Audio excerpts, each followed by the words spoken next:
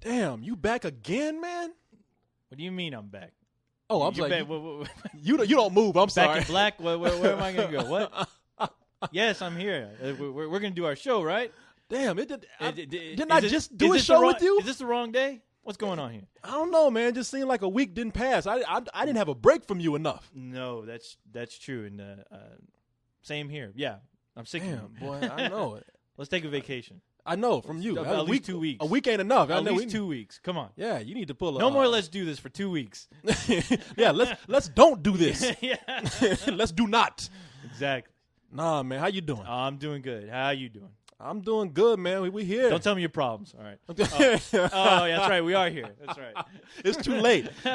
You are my problem. What am I talking There about? you go. No, how you doing, man? I'm doing good. Yeah, Hanging out.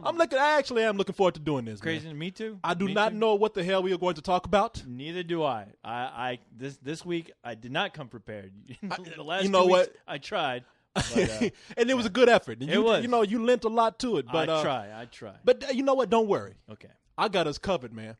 Oh, I thought you said you didn't. I thought you said you didn't know what you I'm wanted to talk about. I'm You a lying? professional. All right, you I know. are. I've done this long enough. When I don't even have nothing, I can make magic happen. All right, You call it magic. Other people can call it. call it bullshit. Bullshit. yeah, why not? All right. You Call it what predictable. you want, Corey. Well, welcome people to another Let's Do This. Yes, another exciting episode. The saga continues. Yes. You know how to throw that in God damn it. there. you thought I forgot. This goddamn saga. The saga, boy. This is a saga. I'm telling you, every week. my God. It don't go away. Yeah. Where is my donkey? I'm trying to go away. You trying to get I'm your s- 4 I'm acres of through mule this and get saga. out of here. People, let me tell you something. If you don't know what this show is about, You're about to know. you about to know. You like I told you last week, you about to get your mind blown out through your ass. That's right. Or out your mouth. Out your mouth, kind of like that ghost kid, movie. Like that goddamn bullshit ghost movie. It's like ectoplasm coming out your ass and your mouth. Yeah. So let's do this. What we do here, man. This is a show where we ain't gonna lie to you. No. No, we you know what? We're gonna just say straight up, this is a show where you just bullshit. We will be bullshitting on this show, just like the last few shows we've done. And another With one, the exception of that other one that we didn't bullshit. and which one was that one? That was the episode That was a dream because we 3.1. Is that was okay, I'm sorry. I'm getting confused with Leog. I'm sorry. Volume 12, issue 24, second edition. Okay. Yeah. on this show, see, but we can get away with that We can get away with it. because we can get away with murder on this goddamn show. because we are professional bullshitters. When I was Professionals. do not try to do what you hear here because you will hurt yourself You trying will- to bullshit you like will this. Find a plunger right up your ass, and that's not good for anyone. No, and you're gonna ask how this plunger get in my ass. You're gonna be like, you know what? We don't know how, but you tried to bullshit when you right. shouldn't have been trying to bullshit. That is Not on our level. That is not good for you or the country. No.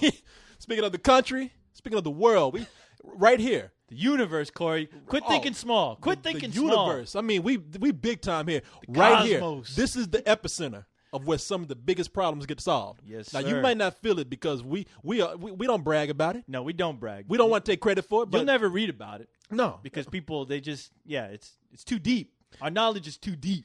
and we don't want to take credit for it because you wouldn't understand anyway. But I tell you what, And I ain't going to tell you. the Berlin Wall when it came down, That was a we weren't even doing the show yet. We were just having conversations. yeah. We were thinking about the wall being torn down, and the following day it was torn down. And the next day, And for some reason, I was thinking about Knight Rider. And what do you know? David Hasselhoff is singing songs on the goddamn wall. Don't ask me how it happens. It just happens.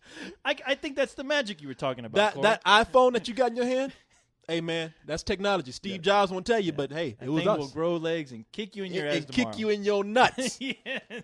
But mainly, people, this show is about you, the Spill members out there. Yes. And we love to come on here and let you know that we do listen to you. We do care about you. We do care. We might come to the old folks' home and push your grandmother out of a wheelchair. You know what I mean? We'll push you down in a Yeah, wheelchair. exactly. We'll throw your grandmother out of the wheelchair, throw your ass in, push you over, and me and your grandmother will be laughing at you all the way down. That's how much we love you. We love you so much we'll slap your grandmother. That's right. And so that means that we will actually read some of your emails. Now, last week we didn't get to read a whole lot of emails. No, not at all. We were busy with South by Southwest. Yeah. It was a crazy night. Yeah, saw some stupid movies. But, We saw some good ones, too. Yeah, I saw a few. I can't say they were all winners, but you there's saw nothing some. guaranteeing that Well, in any film festival. I'll tell you what. We have, and I have some things I'm going to talk about here. I'm going to tell you what I'm going to talk about before we get into it, just to give you a heads up. So, now, put this in your memory banks because I have a tendency to forget things. Let me find my banks. All right. I want to talk to you about some things that I saw. Okay. I want to talk to you first of all about people like shops and businesses who make their employees go out in costume. I don't like that. I don't appreciate it. I'll tell you why. I'll tell you why in a little while. All right. We'll discuss that. I don't like being led on by my computer. Mm-hmm. My computer tells me there's a woman waiting on me, and then I have to find out that I'll tell you about it later. I told you how to solve that problem, but you don't listen. But I don't listen. Apparently not. I'm too eager. I want to talk about, yes, more Watchmen stuff, but not necessarily related to Watchmen. I want to talk about now. There's something talking about the fate of the adult themed superhero movie out there. I thought you were going to say the fate of my Watchmen review. No, okay. Now you know still what? Hasn't seen the light of day. But okay, I'm okay with that. You know, it's South by Southwest is over. I'd rather you just not play it because that movie came out 2 years ago. No, and there's no need to have that review played. You know what? At all. You know why we need to put it up? Because we built it up so much. People are actually going to see it. They're going to be like, it's going to be finally. The most disappointing review ever. No, it's not. It's not. There's no big dick blue jokes in there. Sorry, there's no penis humor at all. But that's what I liked about it. You were honest. You were very straightforward. I tried to be with very it. honest, but at the same time, I don't think it's going to be that very entertaining. So okay, well, we should. Let me take care of that. Please don't take care of it. Okay. It's been in your hands for 2 years. Okay, all right. We'll see how this is going to work out. There's a couple other things I want to talk about. I want to talk about the movies that you saw at South by Southwest because I know that I saw some. Right. You and I saw some together, and I want to hear what your experience was. We also want to talk about our music experience. Yes, our music South by Southwest. That was crazy what happened there. It was crazy. And overall, we're going to get around to reading some of your emails. So you know what, people? Told you what this show was about. Yes. Told you what we're going to do. That is correct. Told you how we're going to come on and terrorize your grandmother. I mean, we explain this to you every week. You don't listen. We got to always explain it. Yeah. You should know by now. I'm hoping you know. People, are you ready? Because we've been ready. I've been ready. I'm super ready. I'm ready. Are you ready? I'm ready. Ready. People, are y'all ready out there? Let me hear you. Yeah, they ready? Are you ready? So, okay. If I'm ready, they ready. Let's do this! Yeah, get to the chopper! Damn right here, boys. Pumping, boys. That's my favorite part right here. That guitar right there. Oh. This is my favorite part.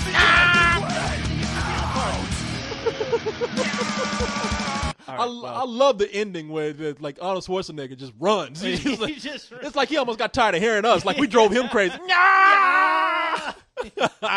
But awesome. Oh man. All right. Now, people, if you hear a little whirring in the background, we got the air conditioner on because it's hot up in here. Effing hot, yeah. Yeah, I got the air conditioner on. It's still hot. What the hell is going on? It's all right. We're gonna make it through. We got to do this. Yeah. We're gonna be all right. And I'm going to try to do this episode without cursing, Corey. No, you're not. Because I swear to God, I think I swear way too much. Well, we just got through recording. I don't need that. We just got through. You're talking about what people tell us you curse so much in this show. It's funny because when somebody brings it up, I do think I'm like, you know what? We do curse a lot, but I'm going to try my best not to. You're not going to. I can do it. I don't want you to do that. Can I try? What do you? I can still be myself without cursing. I can still be, I guess, funny without the swearing. I mean, can I at least try? Corey? Okay, try. I'll let you curse. You do what you got to do. Let me ask you something. I like a challenge every once in a while. All right. See, what it is. I like to know that I can do something. I can be in a positive frame of mind without resorting to the lowbrow humor all the time. Well, let me tell you something, man. I'm not afraid to be me, all right? If I'm lowbrow, you either love me for who I am or leave me alone. Ain't nothing wrong with you being you. Well, love me or leave me alone. That's for the psychiatrist to help you out with that. But no, I like a little challenge every once in a while. I'm going to see if I can prove it to myself that I can get through a show without saying the dropping F-bombs and all that other stuff because I'm a fairly intelligent robot, and I know I can do this. People, I want y'all to keep account of this. Now, are you willing to commit to this? I'm going to try. I'm Okay. going to try. No trying. No try. Is that how it goes? You know, no, it ain't. You know what I'm gonna do? I want you to keep in mind every time he slips up, All right. and Every time I slip up, take a shot of no, I cl- know what's that clamato juice? chlamydia. What? Chlamydia juice. What kind of juice you drinking, and where do you get it? Clamato. I think that's Clamato. what, yeah. That sounds that too disgusting, much like yeah. chlamydia. You know what? I don't want anything that sounds like cla. Okay, because it's red. It reminds me Yeah. of a sexual disease, Exactly. and it looks like a sexual like disease. Clamato. I don't know juice. what kind of cows you milking. Clam juice with tomato juice. I don't know who thought of this concoction with of- alcohol in it.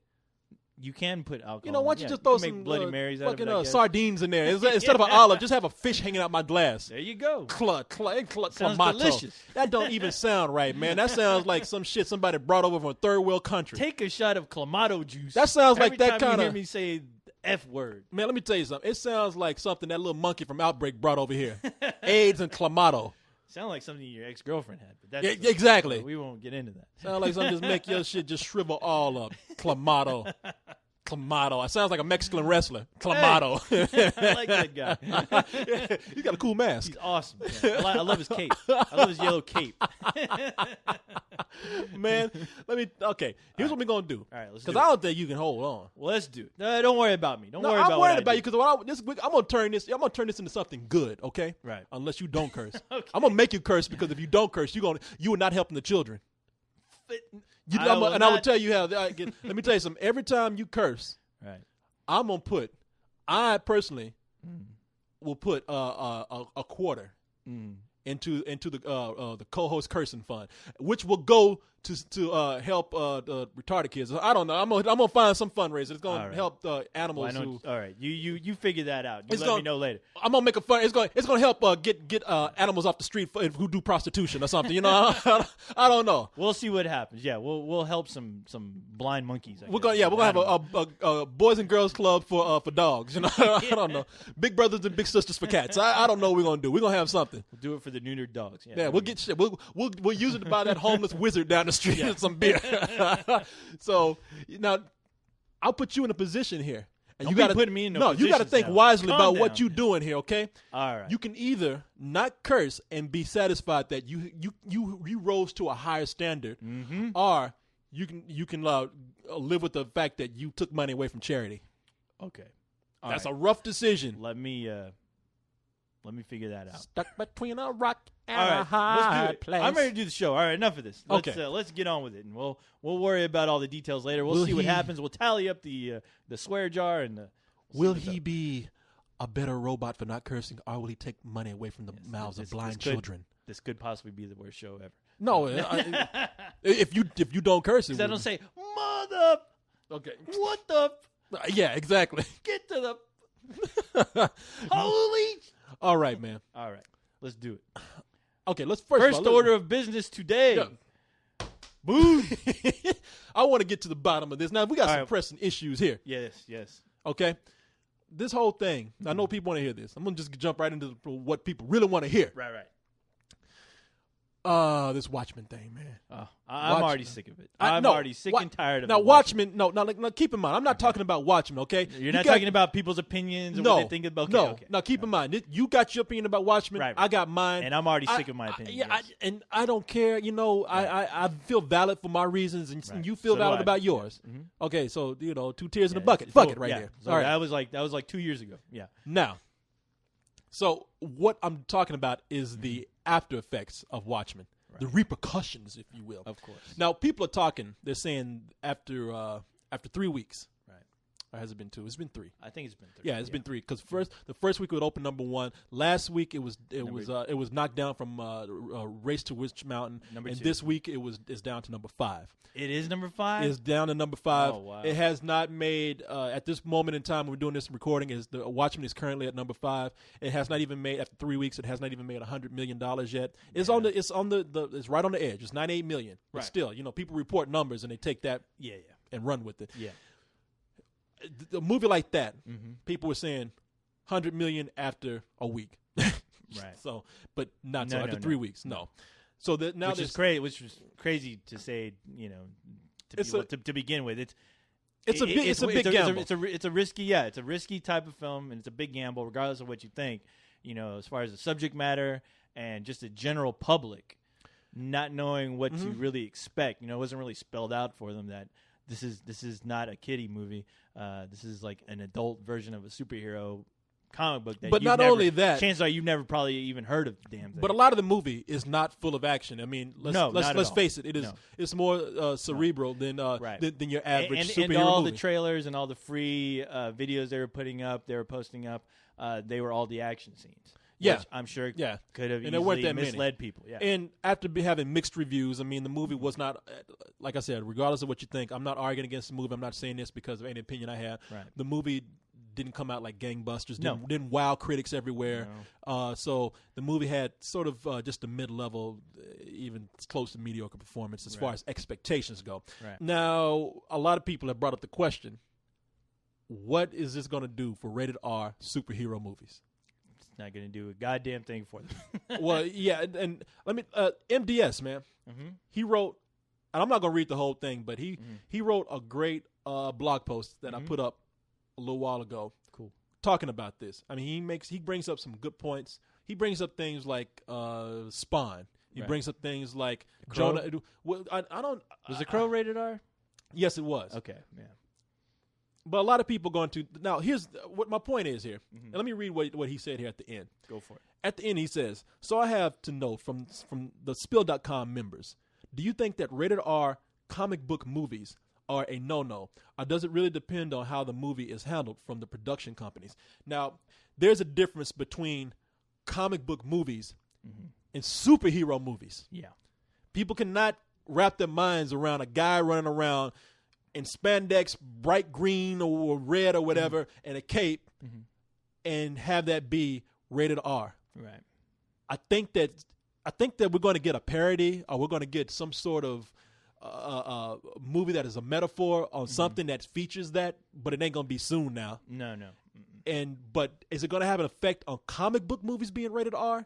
No. And really, we're still at the point where we're just now beginning to break into superheroes being taken seriously. Our generation is the one that's coming up first, saying this is stuff for us. I mean, it can be done. Yeah, it can be done. But it's still not a wide belief among the population that they can be taken that seriously. Because even I would be the first to admit, look, it really is kind of hard to take somebody in tights or a wild-looking costume and asking us to take this in some rated R context. Yeah. And here they said the source for this is IESB. And they said Warner Brothers is apparently skittish about losing money if a superhero tentpole film is rated R rather than the more family-friendly PG-13. And they go on to mention like the biggest movies the biggest movie last year was The Dark Knight, and second we had Iron Man, which was another big hit. So, and I think they knew that it was a big risk, and I think they were riding high off of The Dark Knight. No, The Dark Knight, because The Dark Knight is very dark. Right. So that brings me to this thing here. Does it? Everybody's now. This is the kind of article, or this is the kind of idea that will start to get people panicked. This is the kind of thing that will have people worrying and thinking like, oh wow, they're going to start watering down. They're going to start watering down superhero movies now. We're going to go back to kiddie fare. They're going to be nothing but children's movies, and I don't think that people need to be that worried. Are you going to see rated R superhero movies? No. Are you going to see rated R movies based on graphic novels and maybe some characters? Because look, Punisher, while the Punisher made 2 shitty movies, they still can make another and not have to talk about it being a superhero film because the Punisher is somebody who doesn't need to have a colorful costume. That's more of like, it's more of like a crime film than anything. And the last movie, I thought the only one that was taking his role seriously was the guy who was playing the Punisher, but they amped up all the other aspects like the villains and the situations. They made it cartoonish, to where it just didn't.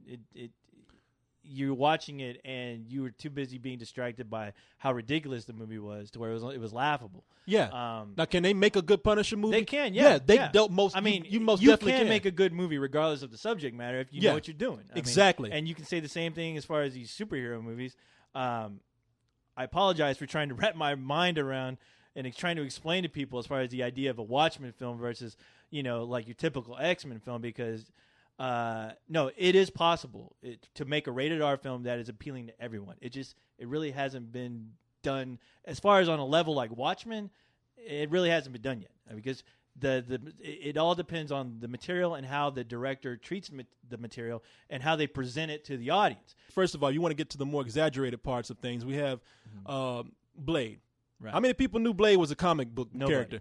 But yet they made it a rated R movie. Right. And they just said, you know what? We're going to make a movie about a badass vampire hunter. We don't have to bring in this whole comic book element to it, even though it's a story that's so exaggerated. Yeah. It's in an exaggerated world like that. And it's not. And the book was never. The comic book was never called Blade. It was called The Tomb of Dracula. Yeah, that's where he came from. That's where the character looked fucking retarded ridiculous. Yeah, he had a yellow he had suit a yellow on, sun visor. Leather vest or something. He rode a motorcycle. He had the most ridiculous outfit ever. I think he had a headband or something. Yeah, he had an afro. He wore some crazy shit. He was crazy. But they took what was good about just the idea of a black superhero, or at least a guy like Blade, where he was half man, half vampire. Yeah. And even though they he ran like, with that idea, they just ran with that idea, and I'm sure they took different aspects of some of the characters, and they just improved it to where it's audience friendly, to where somebody could actually buy the story, buy the visuals, and buy the world that that the character is set in. Even though they made his ass like Rick James killing vampires and shit. But think about. But of course, the people will say, "Oh, at least it was faithful to the comic book." Well, yeah, I mean, there's certain parts are, but like I said, they're not going to stop making. You probably will get some superheroes actually that people don't know, or they're flexible enough where they can be given rated R, the rated R rating. Right. I mean, and then like I said, we can't forget, like, we have the graphic novels out there. We have Road to Perdition, which was a Tom Hanks movie. It was the guy who did American Beauty. Yeah. Directed that. I think he directed it. Then you have something like we said, Jonah Hex, who technically is a part of a superhero universe. He's a cowboy. Right. I mean, he's an old-fashioned Western, badass. He's like the man with no name. He's a man with no name. He got a crazy, grotesque scar on his face. He looks like Two-Face. Yeah, he kind of looks like Two-Face. He fucked his mouth up, and then and then they and he's kind of like an anti-hero. I mean, it's a very violent book. It is. It is a very violent book, and he's a very violent character. Yet somehow he's connected to the world of Superman. Right. But nobody needs to know that. No. And there are some aspects of the supernatural involved in his comic book series that that would be the one interesting angle if you just want to make it, if you want to separate it from any Western as far as putting it in a film. That would be the one angle that's set it apart. But then again, it really doesn't need that supernatural angle. It could just be a badass who's disfigured, just serving justice his way and just being crazy. He could be the Punisher of the West. Exactly. Yeah. I mean, it's so yeah. I mean, I think there's an alarmist attitude that the Watchmen has underperformed, and now people are worried about the fate of comic book films. Superhero movies, I think at this point, you can still make a superhero movie and you can do it intelligently. Yeah. You saw Jon Favreau; he did it with Iron Man, and that was more funfair. Yeah. But look, what's to separate The Dark Knight from being a truly rated R movie? Because it's an extremely dark movie. It's an extremely violent in tone kind of film. I mean, we got, for God's sakes, man, there's a guy who gets half his face burned up and scarred, and he's still alive and talking. Right. The Joker's going around with a disfigured face, stabbing people and killing people, all kind of killing random people. Yeah, killing random people, like putting putting blades in people's mouths. Yeah, but you know what? We don't see the horrible consequences of his death. We don't see it's people not as gratuitous as The Watchmen. No, I mean, so what's missing? We know that horrible crimes, violent deaths are happening, but we don't have to see them happen. Right. We don't necessarily have to hear the words "fuck" uttered in there somewhere.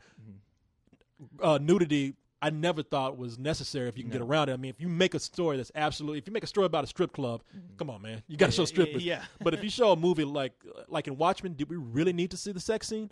Not really. No. And but yet the movie, Christopher Nolan still made an intelligent, dark, and very haunting film Yeah. that was, to a certain level, was kind of disturbing. Yeah. Yet it was still fun for kids who didn't have to really grasp that part of it. It was just a well-executed film. I Yeah. mean, from beginning to end. And, of course, you can debate that with Watchmen all you want. But I just think that, just realizing that, when I heard that they obviously found a director to do Watchmen, I was like, all right. And don't forget, 300. I guess 300 was Oh, yeah, rated 300 R. was another comic book movie. It was Sin rated R, City. and it did well. Sin City, yeah.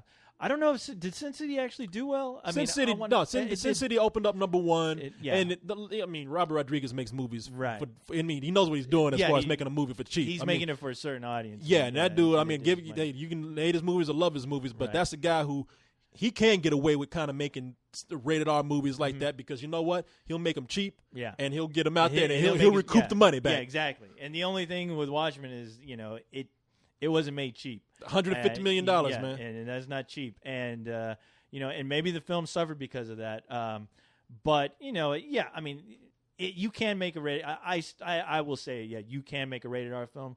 It may be some time until we see one that actually works. And once that one works, then the studios will start pumping out these movies like crazy. And, of course, they'll get stale and boring and you'll get tired. Yeah, and then they'll go through the cycle and we'll find something else to bitch about. Like I said, I'm not asking for rated R movies. Yeah, all right? No. I'm asking for intelligent movies. Right. I'm just asking for good movies. Yeah, if a movie needs to be dark, make it dark, make it mature. Right. And Even if you don't have to if you have the limit of a PG-13 on you, work around it because it's demonstrated that you can.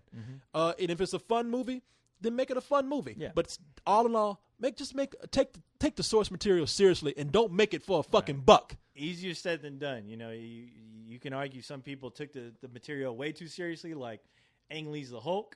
And that didn't fare too well at all. Well, that's why I said be true to the material. Right.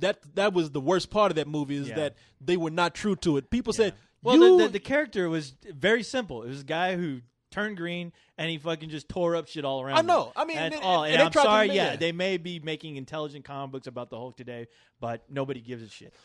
I mean, you can't have the Hulk sitting on a psychiatrist's couch talking about his problems and shit. No. They can't have the Hulk at the library trying to be all intellectual and shit. Hulk got to tear up shit. All right? I don't want to see the Hulk crying about his daddy. All right? Yeah. I don't want to see that. Yeah. Yeah, the Hulk and that big green man laying on the couch. Yeah. My father spanked me when I was 4, and it had a lasting impression on me. I want to tear shit up. You know, like, oh man. So if you're gonna tear shit up, put some money into tearing some shit up. Yeah. All right. Don't bullshit with me with that. I'm sorry, but I want to see when I see a Hulk movie, I want to see him destroying, tearing up the city.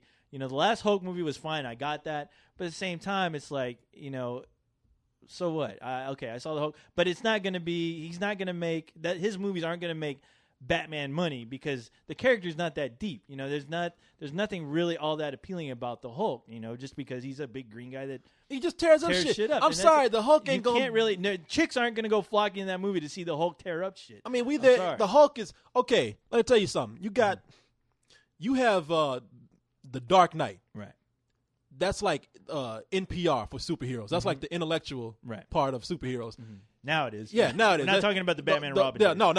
Today we're talking about Batman, the Dark Knight that just came out. Yes. That's like PBS. Mm-hmm. Smart. Yes. And then you got the Hulk, which is the wrestling match. That's right, WWF. Yeah, that's all you rednecks out there. Whoa, tear some shit up.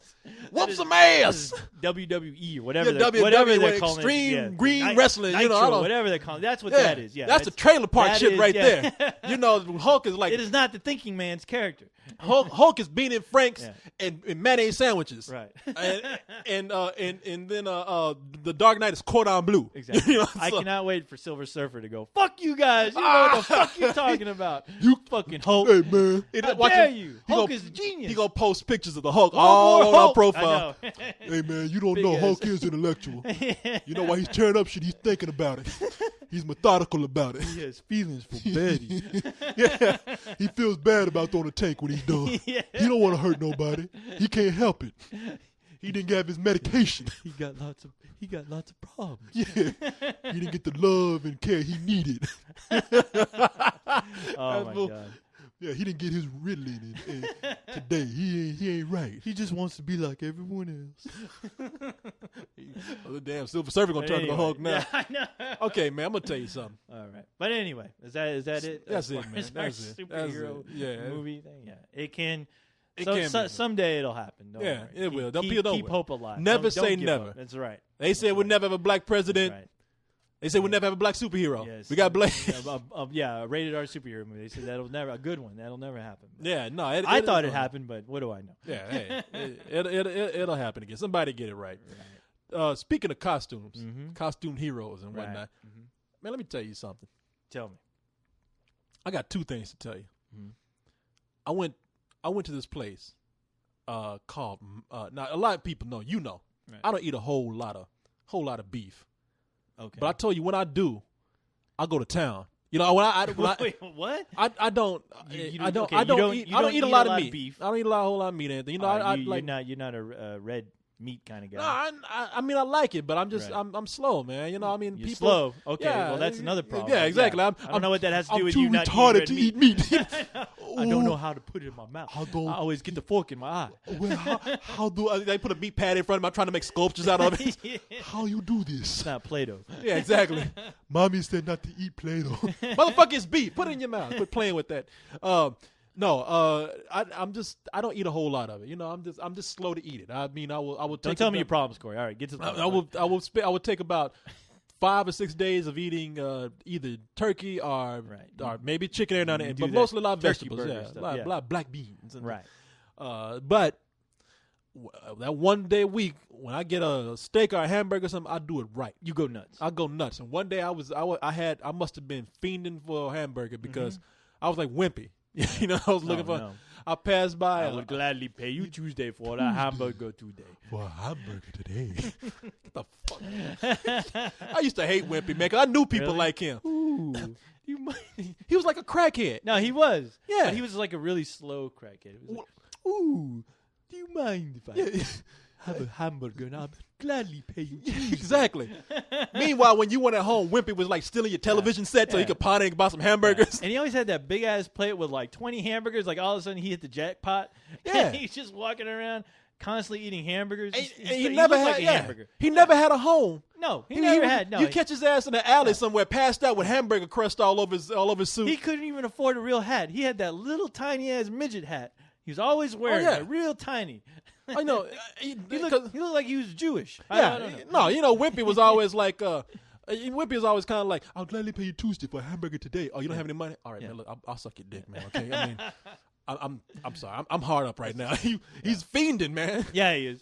And he was always like trying to find ways of making money. Like thank God for Popeye and Bluto, because whenever they were beating the crap out of each other, he would start building chairs. he'd like start making chairs, and all of a sudden he'd create an arena, and all of a sudden he's charging people at the door. Oh yeah, to have them come in and watch these two guys beat the shit out of each other. Yeah, they were fighting. He was like, he's an entrepreneur. Yeah, but he had no money for hamburgers ever. Never. I was surprised. Like, I think there were some episodes when Bluto and Popeye were fighting. Wimpy was like taking their radio out their car, selling that shit at the pawn shop, trying to get a hamburger. How much can I get for this radio here? Going to Burger King. Detachable face. That's all? Well, fuck you there, man. Damn. I'll take it. But anyway, so I passed by this sign that said Mighty Fine Burgers. Okay. And I've seen that sign a lot. It was a big billboard. Right.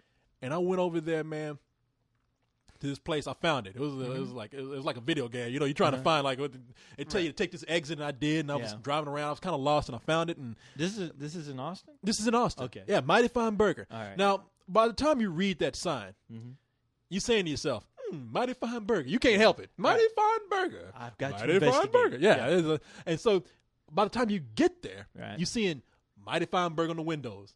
Mighty Fine Burger on all the cups. Mighty Fine Burger on all the back of the chairs. Right. You get up to the counter. The guy's like, hello, how you doing? You're like, hey, how you doing? Oh, I'm mighty fine. How are you? It's like, God, okay, I'm sick of this. Yeah, it's all like right, I'm ready to walk out. Exactly, that's what I'm thinking. I'm like, okay, I'm sick of this already. Maybe I don't want this hamburger. All right, I don't need this. Screw all this right, burger. Yeah, you throwing this in my face. Mighty fine, you know. I get it. Yeah, exactly. You got it all over the damn wall. All right. Exactly. Thank you. I understand. Shit. So, but then I was there. I ordered the hamburger. Yeah. I sat down. Now they bring out this burger first. It was wrapped up in all this tissue and everything. I'm like, this is it. And I pulled the tissue back. Like, God damn! It's a huge burger, man. It's a monster burger. Yeah, because you don't see it from the top down. It looks kind of small, but when you make it a horizontal, you look at the size of that patty, and you're like, It's like a pound of beef. Yeah, right? this thing is huge. This thing is, I mean, it's like big as my face. Awesome. And okay. I had the Mighty Fine cheeseburger, and I could not finish it all, man. I got down that last crumb, and I'm thinking, how do people do this? I mean, because I saw. Look, let me tell you, I saw this guy bring his and I'm not lying. This guy brought his grandmother in because I looked over because I was by myself, and had this woman walking in, and she was so old, she had the shakes and everything. I'm like, this woman, she can't even eat solid food, much less this brontosaurus burger I'm trying to eat up here, and. I can see her trying to put that burger in her mouth, vibrating like that. Ends up in her ear. Like, what? Huh? Hey, calm down, Grandma. She got grease all over her face. What is wrong with you? Yeah, convulsing like crazy. I think you need to take her to the hospital, dude. She keeps hitting her forehead with it. Yeah, what the hell are you doing? Yeah, come up to that guy. Hey, man, chop that shit up for her, all right? Why? Just stop laughing at your grandmother. This is terrible. He's like, you got to admit this is funny. I was like, it is funny, but come on, man, damn.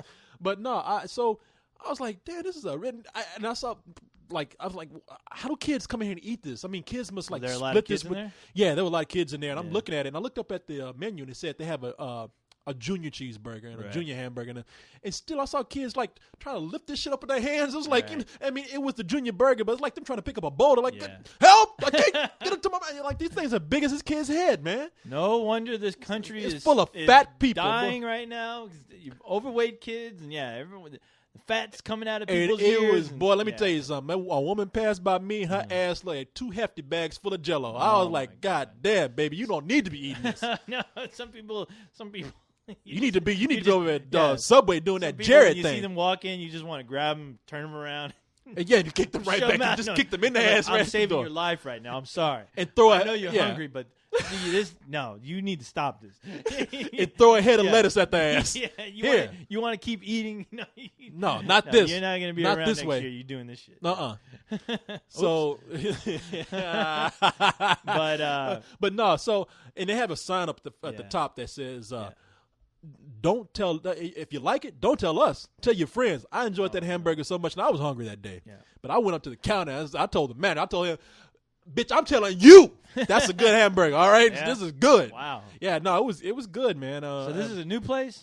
Yeah, it's I haven't seen it before, so I think it's kind of new. Okay. But it's it was a really good place. Anybody, I recommend anybody who loves hamburgers. If you're wimpy and you're fiending, you get enough money, you sold enough TVs, go over there and get over to Mighty Fine Burger and get yourself a hamburger. It's good. Cheeseburger is what I had. Did they pay you for this plug? I'm hoping I can go back and be like Wimpy. Can you gladly pay? I'll gladly pay you Tuesday for a plug today. She was like, man, what? These guys are talking about hamburgers.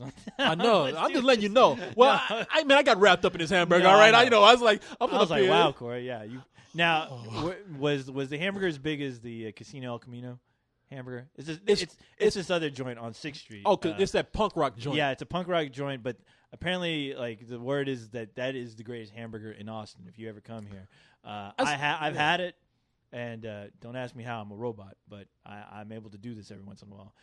Holy Jesus! Now that hamburger was huge. It was retarded huge. I barely ate half of it, and I had to take the rest home. And I tell you what, there's nothing worse than taking something like that home. And it's all soggy. And the bread is all soggy and everything. You nuke that, which is all I can do. And the bread is all chewy. I use my heat vision to nuke the damn thing, and it ends up turning into just a mess. you don't want that shit. That should just melt in you. I was like, this is bad. And, I paid for it. That hamburger said, I give up. Being a robot, I paid for it. Yeah, it's not. Yeah, you paid burgers to sniff it. And I try to be like you guys, but it's not worth it. I'm sorry. You don't know how to. I try to fit in. I know you. Only you could fuck up a hamburger like that. But you set it on fire with your laser beams. Yes. I'm in the bathroom tell making you, man, all kinds of ungodly robot noises. Yeah, your farts are like. But no, it's not as big as the Casino. I mean, I don't know, man, because I couldn't finish it. Last Casino El Camino hamburger I had, I could get through these. I was kind of wanting more. Really? Yeah. I don't know what I had, but I was like wanting more. I think I don't know. Huge. But this one, I don't know what happened that day. Maybe my stomach shrunk or something, but I couldn't finish it all. You got a tapeworm. But let me tell you something, man. On my way there, I look on the side of the road, and they got this poor bastard dressed up like a mattress, working for a mattress place. Now, let me tell you something. I've seen, and I don't like this. It's becoming an epidemic. It is here. Yeah, people. Let me tell you something. I don't know how it is in other cities, but okay, it was bad enough when you put somebody on a sandwich board Right. and had like at the Jiffy Lube. Mm-hmm. Look, you got some guy who's working there. He wanted to come there. He's like, this is kind of already a job, a shitty job for me. Right. But I just want to change oil. Okay, I feel so bad for those Jiffy Lube guys because it's hot usually it's early, during the day. The sun's beating down on them, and they're holding that ridiculous sign. Like, but that's the thing. like you're like, Yeah. did this guy like? Did he fuck Did up he at screw work? up? Yeah. Did he screw up? And this is his punishment. Well, Because that's what it looks like. Because they just randomly pick. Now this guy is a guy that works there. He's a guy he's probably mechanic. He wants yeah. his mechanic. He's like, this. Okay, this Went is to the school best for job, that. but I get Yeah. to work on cars. Yeah. In a minimal kind of way. Right. But then they must have just randomly pick somebody. Sandwich board, and they make they take a guy who's in that hot ass uniform, that dark blue uniform, Yeah. put his ass out the middle of the sun in a sandwich board, Yeah. and have him wave at people. Wave, yeah, like hey, like he's at the goddamn parade. I'm like, oh my god. Which is like he's at a parade like that. Yeah. Hey, everybody! It's like Jiffy yeah, Lube, yay! Yeah, the local retard is like, Yeah, everybody. come on over, get a Jiffy Lube. And I'm just like, man, to me that is wrong. Now Yeah.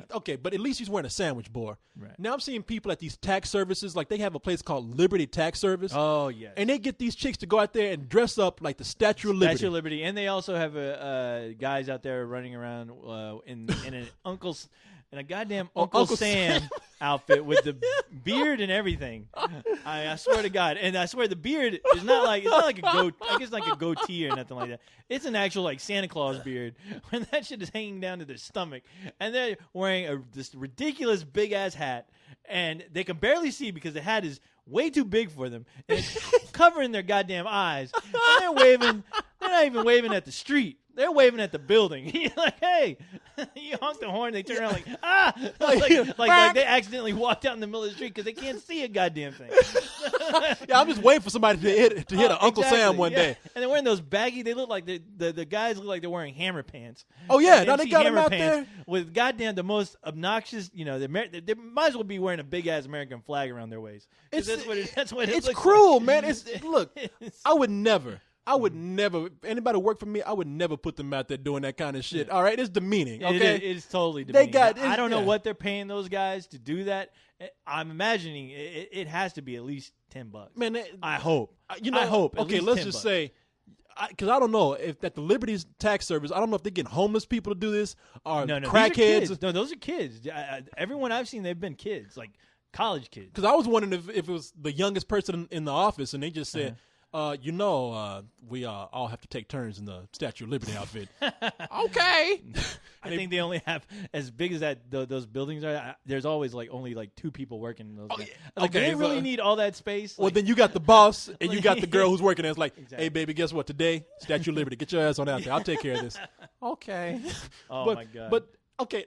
But now, I find that demeaning. I mean, now, some used car lots, they got people dressed up in gorilla suits. I saw and that they out there just waving, just happy. Now see, at least with the gorilla suit, You don't at least see you their could face. Well, the thing is, you don't see their face, and God knows if somebody threw my ass in a goddamn gorilla suit, I would act fucking insane. I would act like a real gorilla. I would be running around, jumping on the goddamn cars, like beating shit up. I'd be chasing after pedestrians, running across the street, just going completely ape shit. Yeah. But, I mean, they can't see you, no, so I'll be out there really, I'll be throwing shit at people, Yeah. for real. I'd be taking a dump on the sidewalk. I'd be pissing in the street, running around. I'd go and attack the Liberty Mutual people. I'd go and attack Uncle Sam, and I'd try to have my way with the Statue of Liberty. Yeah, no, like you jumping up on the Statue of Liberty. Yeah. And when the cops come chasing after my ass, I just jump a fence, take that bullshit off, and But what happened? let me tell you something. I would love to be driving down the street. The first thing I see is the Statue of Liberty running. Then I see Uncle Sam running. I'm like, what the fuck is going on? And then I see a guy in a gorilla suit running after them, throwing shit at them. With a suitcase? Yeah. and a bow tie on. Because that's what I thought. Exactly. Because the people who are in the other costumes, like, they look like they just have to do it. Right. It's usually the kids in the Statue of Liberty outfits are just kind of, hey, all right, hey, how you doing? But the guy in the gorilla suit, Yeah. that dude is acting a fucking fool, man. He's out there just happy. He's That like, is a card to act like an idiot. Yeah. Yeah. You are given a card to act like a moron once they throw you as in a gorilla suit. because you don't have to worry about anybody You seeing don't you. care. Your dignity's like been out the window. It jumped out the window like 3 days ago. As soon as you sign that paper saying you agree to do this shit, I'd be out there directing traffic. you already, directing. I'd be jumping on the traffic lights. Oh my god, I'd be on the. I would have the yeah. greatest time ever. I'd be on a telephone pole swatting at things like I'm King Kong. I would go home and create one of those Planet of the Ape outfits. I would walk around with a rifle. On. You want this automobile? Yeah. But so now here's what I thought was just the guy in the gorilla suit. I don't feel for him. Nobody sees him. He looks like he's having fun. No, that's a great job. The other people, in fact, the guy at work who's selling cars, you're like, this ain't real work. Yeah, I'll take the gorilla suit, man. No, until that dude passes out. It's like the guy in the chicken suit at the El Pollo place. Oh no! But do they have a guy in a chicken suit now? They get occasionally. I Oh. think that they had somebody pass out. Now, Really? can you imagine the dude in the chicken suit Yeah. lying on the fucking sidewalk? I mean, it's just with his wings barely flapping, trying to fly away. Oh, that's what I'd be doing. that head is like almost off the body, passed out on the ground. No, I think I heard that some guy in a chicken suit passed out. So you don't see that motherfucker Oh anymore. my god, no! They Chicken Man. They No, you pulled don't. his ass out of that suit. He looked like Gollum. Yeah, hair all stringy and everywhere. Mi stomaco, mi stomaco. But yeah. But por favor. But man, they got this dude out there dressed up as a mattress for a mattress place, and look, that is the most demeaning. I mean, because you just imagine things when you see it. I'm not saying it's there. Oh, no. But when you drive by, you can practically see like the piss stains on the mattress. If I was a pedestrian walking and saw somebody in there, I would go to the 7-Eleven, grab a cup of lemonade. I'd run back and I'd just throw it on that goddamn mattress and run my ass away. And just start laughing. You jerk out there! That's my mattress. Yeah, it's like that's the mattress where he was on the Yeah. bunk bed, Yeah, and exactly. the kid pissed on him. Yeah. And then I'd grab a hair conditioner bottle and spray some hair conditioner all up in that bed and on his face to teach him a lesson for walking around like an idiot. But I was just like, damn, man, you're not even a character. No, You're a fucking mattress. You're a mattress. And look, let me tell you what they did. They had this full, and it's not even a real costume. Yeah. It's a fucking old mattress. It's like somebody took a mattress and I'm not lying to you, man. Yeah. They cut a hole for his face to show, and this fool's out there talking about mattress Yeah. firm. Hey, He got the spring poking his ass. yeah, spring sticking out the side. Yeah. Somebody had the big idea, like they had an old mattress in the back. But it smells like shit. No, you put it on. all right. Just Don't worry. cut a hole out there for his face. Can you breathe? That's motor oil. No, don't worry about that. Exactly. Turn your ass around and get on out there. Man, Make some money. It's $10. fucking demeaning, man. It is. And, I would not- Hey, I- times are tough, Corey. Times are tough. That's what I'm saying, man. This Yeah. dude, he said, look, I need to feed my family. Yeah. What am I going to do? Am I going to get fired? I have a job. Yeah. I can't find no other job outside of that. I guess I got to be mattress man today. Exactly. We should be careful. I think because we'll probably be on the street next week for all we know. I know. You'll Shit, be a mattress, and I'll be walking around like a toilet bowl. yeah, I know. Yeah. I'll be a cardboard box. Yeah. Working for UPS. They just get a box and cut a hole out of my face. Had Little Caesars written on. What the hell's wrong with that guy? I'm wearing a box of pizza on my head. They're gonna throw us in the crazy truck along with the goddamn guy in the bird suit, flapping his wings. Yeah, you gonna see me over at Mighty Fine Burger. they just like made one big bun, cut a hole out of my face. Mighty Fine. They got that wrap. They just put that wrap over your head that they used to wrap up their hamburgers. You see me running down the street. Poke 2 holes in it. All the birds are attacking me and shit. Get the fuck! I'm just trying to make a living. They put a straw in your mouth. Look, he's a milkshake. Hey, he's a chocolate milkshake. A chocolate one, huh? Man, people, you're right. It's epidemic, man. Yeah. This has got to stop. I Yeah. mean, I don't like it. I really have enough. People say Somebody wrote in last week. They say, "Hey man, you seem like a sex crave asshole." Now you're cool, and granted, I am. Yeah, you are. I am. But let me tell you something. I got some compassion. You will never see me having somebody. I might be sex crazed, but you're never gonna see me have somebody dressed up like a giant condom out there trying to sell condoms to people. Well, you said a lot of things like that, and usually those things come true. So I don't know. I don't know. Well, yeah, but it hasn't happened yet. All right, man. We're hitting we're close to hitting the hour mark here. Already. Yeah, already, man. Time flies. It does. When it you're does. Talking about burgers and when you're talking mattresses, burgers and mattresses. Yeah. We were serious too. I know people like when we started the show. We started out talking about what does this have to do with anything? I know we're talking about. We started talking about Watchmen, talking about how yeah. You know, we kind of kept things related we to. tried movies, and we kept stuff movies, like but that. and then it's like, nah, we can't do this. No, it happens. We got to get into some bullshit. We have to, and we have stated before. The show's about bullshit and a lot of it. Yeah, we keep to our words. That's yeah, right. I told you. You've been warned.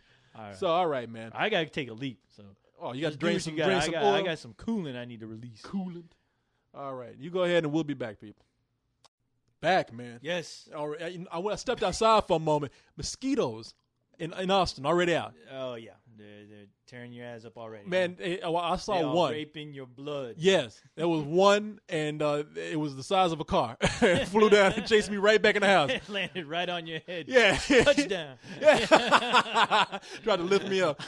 I'm picking up the cargo right now. I'm getting takeout right now. Yeah, I'm coming, my mosquito family. I know. I'm coming, children. I got the dark meat tonight. I got a peanut head right here. I ran into the house and that mosquito like, hey, open up now. I know you in now. Motherfucker, open that door. Got some sweet blood tonight. Yeah, exactly. Tonight.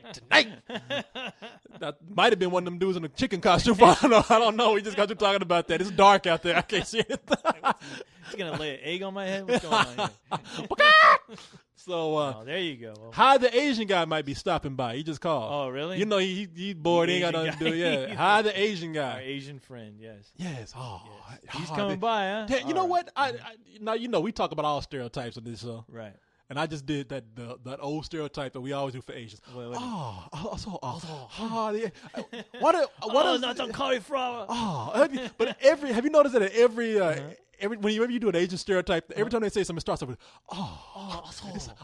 sound like they just had something refreshing to drink. I always like to do the stereotype from Police Academy, where there's a scene where there's an Asian guy who works at he has like a produce stand, and these guys are fighting, and people are falling on shit like his fresh produce. He's like, oh, not on cauliflower, and then there's this guy, oh, not on broccoli. Putting R's and everything. Yeah, I love it. Broccoli. Yeah. That's my Asian.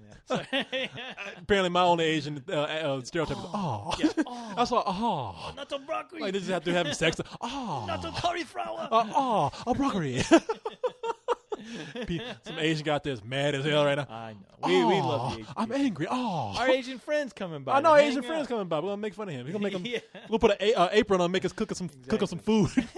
I'll throw some chopsticks his way. Yeah, our Asian hired hand. I'll ask him to do some karate. Yeah, he cooks for us and he does karate. He's bodyguard / sometimes cook. he does both At the same time. Yeah, he kicks and he does stir fry. He'll throw a plate of rice at you so fast you won't even know.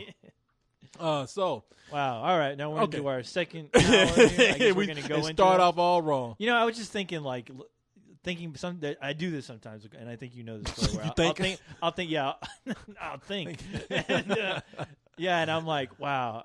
I hope I wasn't rambling during that whole Watchmen thing, because I know there's when I'm thinking about, okay, how do I put this into words about Watchmen being rated R? And I notice sometimes I feel like I start to ramble, and I'm like, all right, while I'm in mid sentence, I tell myself, when the fuck is my point? Oh, sorry, I just cursed again.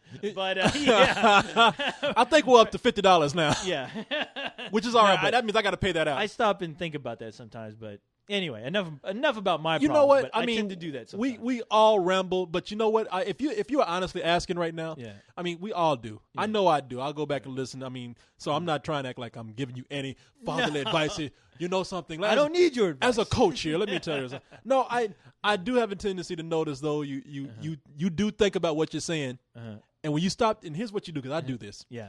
You'll be thinking about what you're saying so much that you'll say it again. Yeah. Because you don't realize what you said before because you were thinking too hard about it. Right. Even though the words are coming out of your mouth, you don't really hear it. Exactly. So therefore, you'll repeat it. You are absolutely right. And that's what I'm like, did I just repeat what I just said? I probably did, but fudge. Hey, what can I say, man? How many weeks did I tell the same story? Hey. By the way, did I tell you about my dad at the service station with the jack and the tire? Corey, By the way? I told myself never to be rude like that again. Like when I brought that up, I'm like, don't. Man, please tell did me. you just tell that? No, but you Man, know, just like I did right tell there. you, Yeah, but I felt bad because it was a story about your Man. father. But then again, I don't want to get back in this because we're going to be telling the same Story again, That was yeah. the last time we did this.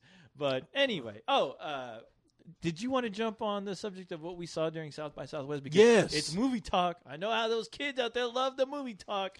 And Well, boy, do they love to send us yes. pictures and now movie scripts. Before we do that, Oh, I, mean, my I God. want to say this because you said pictures. Yes. More great art, man. A lot of great art now. A lot of great art and a lot of not so great art. Well, some of it's really funny, though. Some of it's funny, and some of it is like, all right, I get the whole stick figure thing, but you don't need to send every stick figure picture. You don't need to send it to me at least. Send it to Corey. Well, I got him, and I laughed. I laughed. The There's first some one that more went up, I funny, laughed. I mean, but I was scared because all I thought was like, oh God, we got every member trying to draw something. and sending it to let me us. tell you something. Guitaro, you did and I'll put it up this week. He did the anime picture of us fighting zombies. Oh, he did. Okay, yeah, And I know. I forgot to put it up, and I did mean to put it up. And I'm saying your name right now, Guitaro, because that's exactly what he wants to hear. Exactly. I want to let you know. There you go. We feel you. Okay. Yeah. And there's another guy movie. He did a movie script too, which he wrote back to me. I'm sorry, movie something. I can't remember the rest of your crazy profile. Movie name. guy. Movie guy. I think that's it. But he also wrote a Spill movie script, and he's like, "Hey, how come you didn't bring up my Spill movie script?" And I'm like, we didn't know. I didn't. I remember it, but sometimes I forget. I'm sorry, I forget. But I said your name. I hope I said your name right. But hey, guy, so, that script is all right. But yeah, you're everyone's fan fiction. That's nice. You're doing that, but I know you want me to read it, or you want Corey to read it, but I barely have time to read things I actually want to read. So, but hey, keep doing it. Show your friends. And look who's here. Hi, the Asian guy. Yeah. What is up? Hi. Not on broccoli. Not on cauliflower. No, go ahead, have a seat, man. Have a seat. Hi. The apron's in the closet. Yes, chopsticks are over there. Yes, have a seat right here, man. Sit down. Your Karate Kid headband is over there. Sit right here. Why you nervous? Like, come on. No. What was you gonna do? Stand there all night? Yeah, you're interrupting by standing right there. Yeah, exactly. So stand over there. So. Oh, look, he ain't standing up. He just laid down. It's funny because I said, "Oh, so sorry." No, we would. I ain't gonna lie. We were making fun of you before you got. We were making fun of you. We're talking about we're making fun you. of people. No. Yeah, because we said, motherfuckers. Motherfuckers.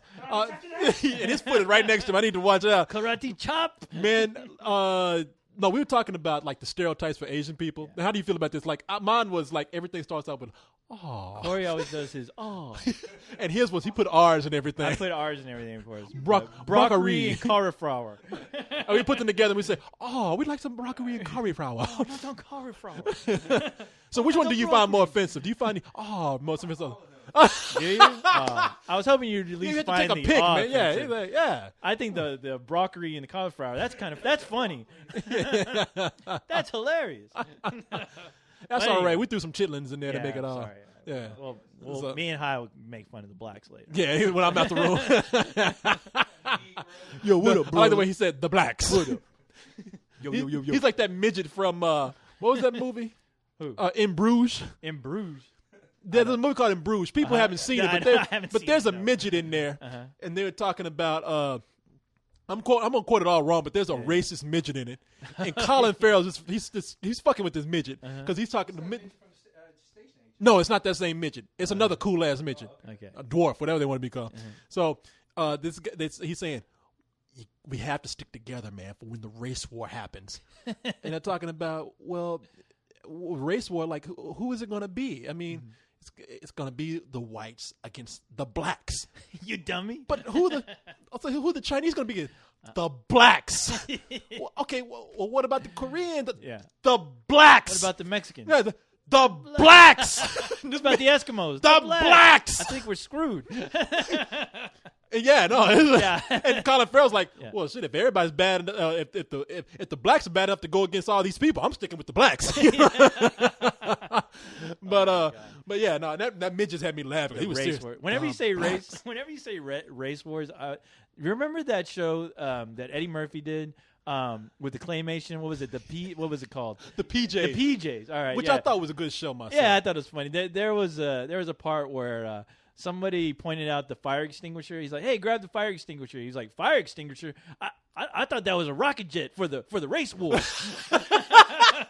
He thought it was like a rocket backpack for the race wars. I was like an emergency rocket. Yeah, I was like badass. Well, that's worse than leprechauns looking for. Whenever I hear race war, that's all I think. That's about. worse than black people looking for a leprechaun. I'm gonna go for the fire extinguishers to use as jetpacks. Jetpacks, yeah, so I can get the fuck out of Dodge. You go ahead. You be the first dead one out there. When we rise I'll up laugh against at the carnage. When we rise up against the robot kind. No, it ain't gonna be no rising on your part. It's gonna be plenty of robot rising, but no, the blacks will be. I don't know. You sure you don't want to team up with the blacks? You guys will be running. No. Like when Terminator Salvation, it's the robots and the blacks against everybody else. Against all you scum. Who are the robots going against? The blacks. The blacks. Specifically the blacks. Our first target's the blacks. So they don't give us no attitude. Yeah. We're going to get the baddest motherfuckers out the way first. And everybody else is going to be a cakewalk. So, South by Southwest. Yeah. Now, I heard you mention that you saw lesbian zombie. I did. Lesbian vampire killers. Lesbian vampire killers, yeah. Hi, and I saw, we watched Lesbian Vampire Killers, and I have to say, I thought it was okay. Oh, just really? I thought it was okay. Yeah, it was okay. Yeah. What do you think about this? I think it's about the same way. Okay. He said, if you couldn't hear him, he feels the same way. Yeah, I thought they were trying a little too hard to make the two main characters likable, and it had some nudity, which is great, but it's one of those movies where you look at the premise and you're like, after you get done watching the film, you can easily tell yourself, I could have made a better film.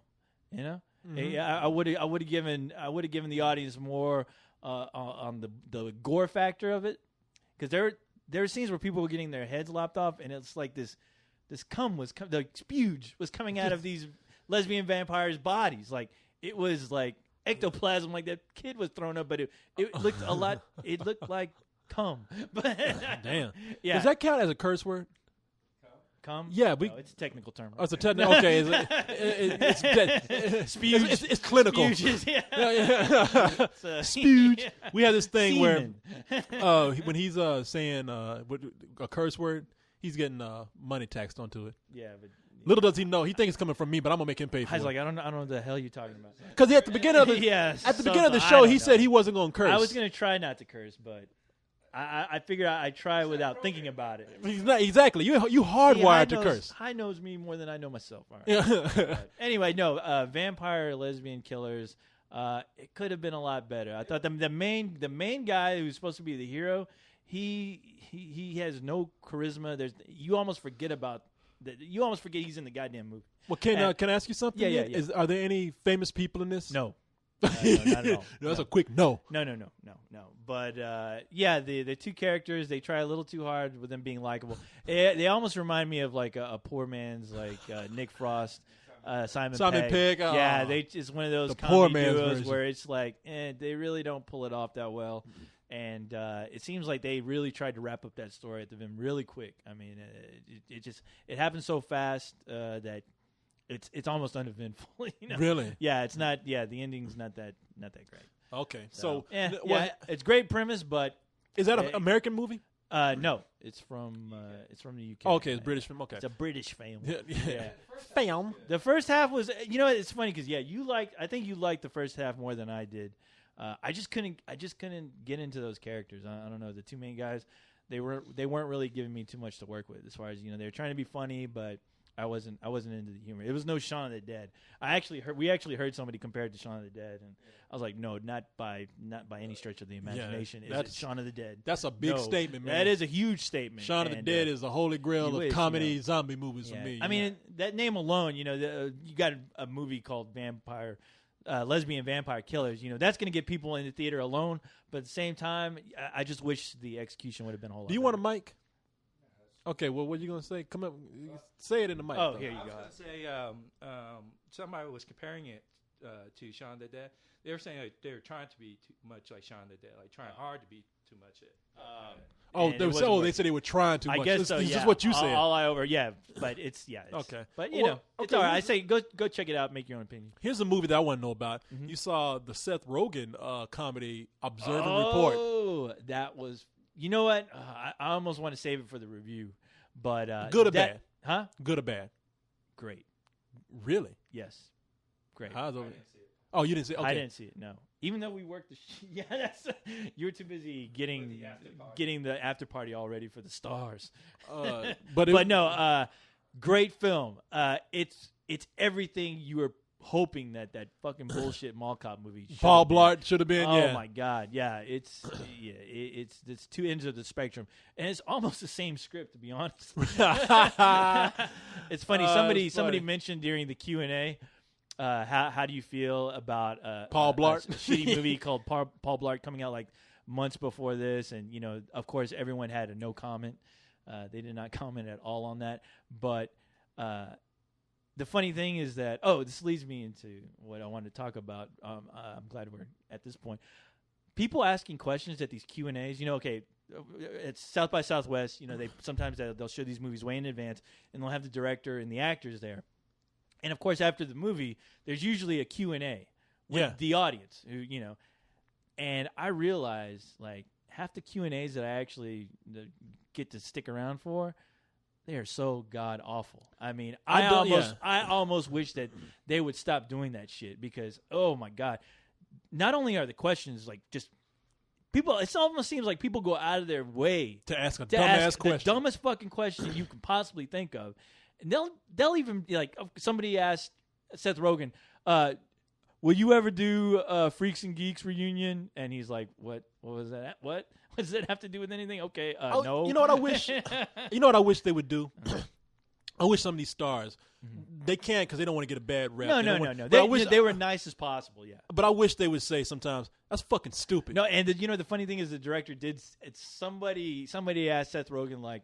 What kind of I can't remember the question because it was so retarded, but he basically said, how dumb did you have to get to play this dumb character? And the director just came out and like, what a dumb fucking question, and it was dumb. I mean, and a lot of people, it's sad because sometimes the questions you could tell that they're trying to get a laugh out of the audience and they just come off as bad or, they'll ask about what was the budget of the film, which nobody gives a shit about. I mean, honestly, that is like the big cliche question that you can possibly hear at one of these, and nobody cares. The director doesn't care to talk about money. He wants to talk. Hopefully, he wants to talk about the film. But half the time, I swear, these people look like they just want to get the hell out of the room. And usually, the people who are moderating these things, they seem like clueless as to what to do. Like as soon as the stars got up on stage, the moderator there, he was just kind of like, "You guys have any questions? Anybody have any questions?" You know what? That's the clue. That's the solution right there. Mm-hmm. Because I did see this at Comic-Con. Mm-hmm. Guy got up to ask a question. Yeah, and he didn't. It took him forever to get to his question. He's like, "Man, that's because I hate to come back to Watchmen. It was a Watchmen panel. Yeah, and he said, "Man, and he was talking to that girl Carla Gucciano. He's like, I just want to say, in that movie, you looking hot, girl. You looking hot, right?" And everybody, and she was like. They were going along with it, like, thank you. Yeah. And, oh, man, Zach, my man, that footage you showed, you know what you're doing, man. It's good, man. And, like, okay. Yeah. Right.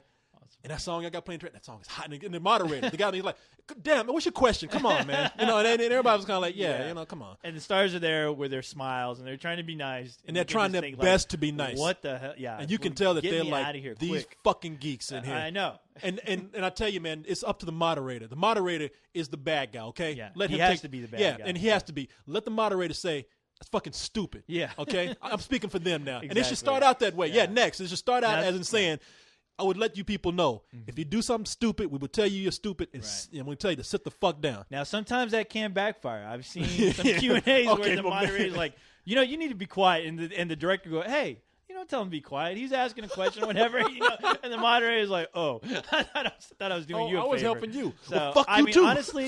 Honestly, I mean, there's a specific time when when these actors and directors talk to actual reporters who, people who actually think about these questions. Yeah. Where, just let that. Why don't you just have that panel after the screening so people can just listen? Yeah. Because half the time I hear these Q&As, I want to strangle myself or I want to run out of the room. No, so I feel embarrassed for the people who have to stand up there and listen to these questions and be nice and answer them. And I mean, like, do we really need this? Because half the time, it seems like people are always groaning during those Q&As. Yeah, I hate Q&As. Yeah. I never stay for them. I'll always leave unless I have to stay. Right. Then I don't want to be around. Right. I honestly wish they would just do without them because honestly, it's just I got things to do. I mean, half the time I want to stay because sometimes I am interested in what the director is doing or whatever, but usually the questions I want to, hear, they're never asked. And even when they're giving praise, I mean, I like to see people get praised, but it's nice. Even sometimes the director or the actors, they know that, okay, man, you're going overboard. Exactly. I was somewhere where they showed the DVD release of Wonder Woman before it was released. They just really? said, we're going to show the whole thing. Okay. So they showed it. And look, it was cool. It was okay. Yeah. It's like, hey, that's fun. Yeah. Some guy got up and he was like, not only is this the best DVD movie that I've seen this year, but it is the best movie that I've seen this year. And even the guy who made Bruce Timm, and two other people, the woman who was the director and the scriptwriter, they were up there and they were like, it ain't that fucking good, man. They didn't say that, but they were like, thank you. Did you not see The Dark Knight?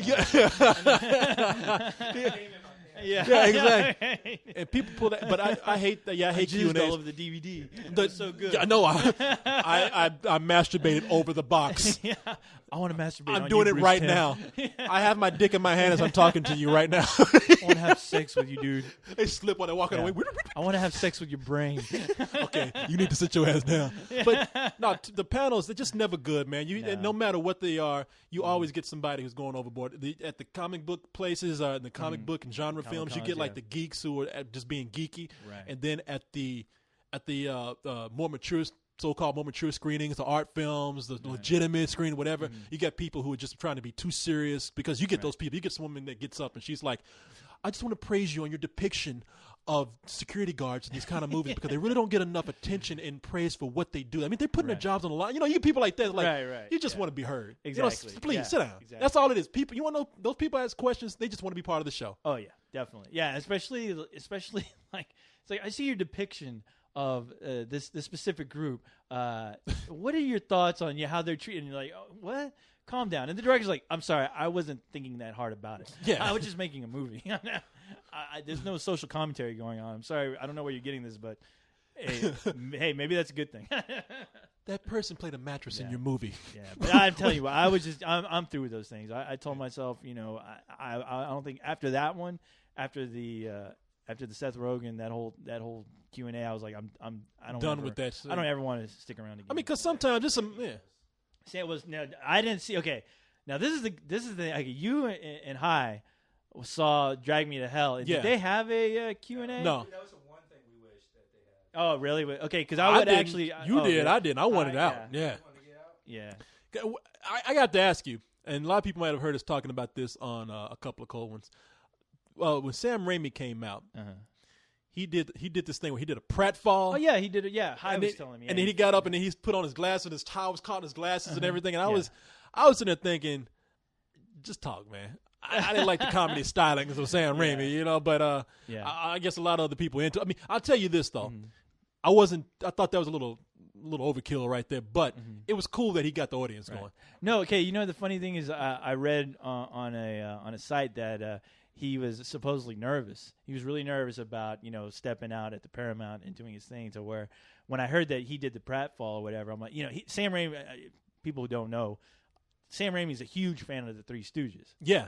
So if you watch any of those DVDs, like the behind the scenes, he's always doing some kind of crazy Three Stooges shit. Him and Bruce Campbell especially, they're always beating each other up or whatever, which is hilarious. And I can see him, doing that practical. That's his way of going. I might as well. I feel like if I step out and try to be serious, I'm going to fall on my ass. So I might as well just do it and get it over with.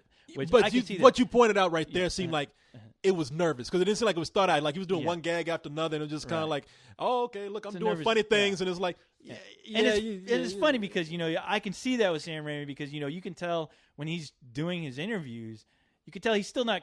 As long as he's been in the business, he's still not comfortable with like doing interviews. I'm sure he feels stupid, just like I do sometimes, talking about something. And I think that's the kind of cool thing about him, which is why I think, as far as the Q&A, I would actually like to see Sam Raimi talk about his movie because I think once he gets past like his nervousness, he can really tell you some interesting, funny stories. And he's hilarious at telling his stories. Well, I'm not saying that these Q&As that you don't get anything good out of them because. You do. Sometimes, yeah. I do think that for the most part, people up there trying to ask legitimate, straightforward questions that they really want to know something about. It's the assholes that ruin it. The assholes and the people that try too hard, and they're the ones that I'm trying to avoid. Not the people who are up there asking. Because I've never sat in a Q&A where I didn't get at least one thing that was interesting. I was like, oh, okay. I think. Thinking back to some of the Q&As I've been to, I always think it's the movies that have been out, the more like the cult movies that people will flock to see, like if they're having a screening of Dawn of the Dead, or like a really cool Q&A session was at the Tom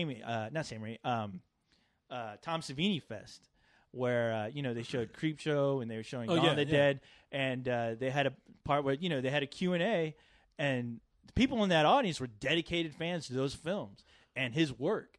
And there were some really great questions, during that Q&A. Look, no, some of those events are catered around a Q&A. Right. I went to see Bruce Campbell at the Alamo Draft House, and that thing was a lot of fun. And Bruce Campbell knew how to work the audience. Yeah. He knew how to take on dumb questions. Yeah. He knew how to throw it back at people. Yeah. And that was great. I mean, it was made for people to ask those kind of questions. So that was an exception. Everything has an exception.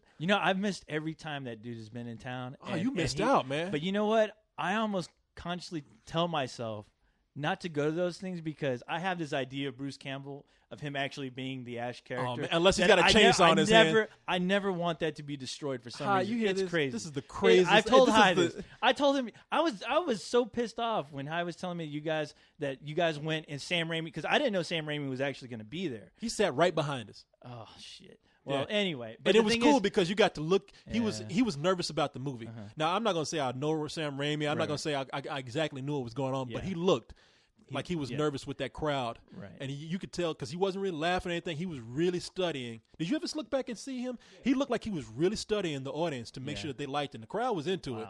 I really wanted to just turn to him because I didn't keep looking. I looked back about twice, and the second time I looked, he was just like. Really looking like he was scared. I just want to say, people are enjoying themselves, man. Right. Relax. But that's somebody who actually that tells me somebody who gives a shit, who actually cares. And I would love to hear his honest to God thoughts about Spider-Man 3, about his experience. I would kill to hear just his thoughts of the aftermath of that film and what he honestly thinks about it. That was one of those questions. If I'm sure you would too. If we had a chance to sit down with Sam Raimi, I would be like, hey, look, man, I'm not one of those people who's going to come and make fun of you about the movie. I'm not trying to harp on the film. But now that the movie's out and you've gone on to do some other things, what is your real opinion on that film? Did you get to do everything you wanted to do? If you can't say anything about it, then fine. But were you kind of like steered into doing what you did? Yeah, right. Were there other forces that were dark forces upon you that were making you steer the movie into a direction you really didn't want to go with? And use characters that you really didn't want to use, because you stated before in the past how you didn't care about those villains and you didn't want to use them. Yeah. So that would be really interesting. But out of everyone who I've ever met, so I'm not a big star fucker as far as I don't really care about celebrities. But Sam Raimi is probably like one of the guys I would love to just meet and just tell a guy, hey. Thank you for introducing me to the world of films, because when I watched Evil Dead 2, that really made me want to be involved with films and made me care about films for once. Oh yeah, and, everybody has that person where they want to come in and say thank you. Yeah. This weekend. Now let me tell you something. Yeah. Do you read Fangoria magazine? Do I?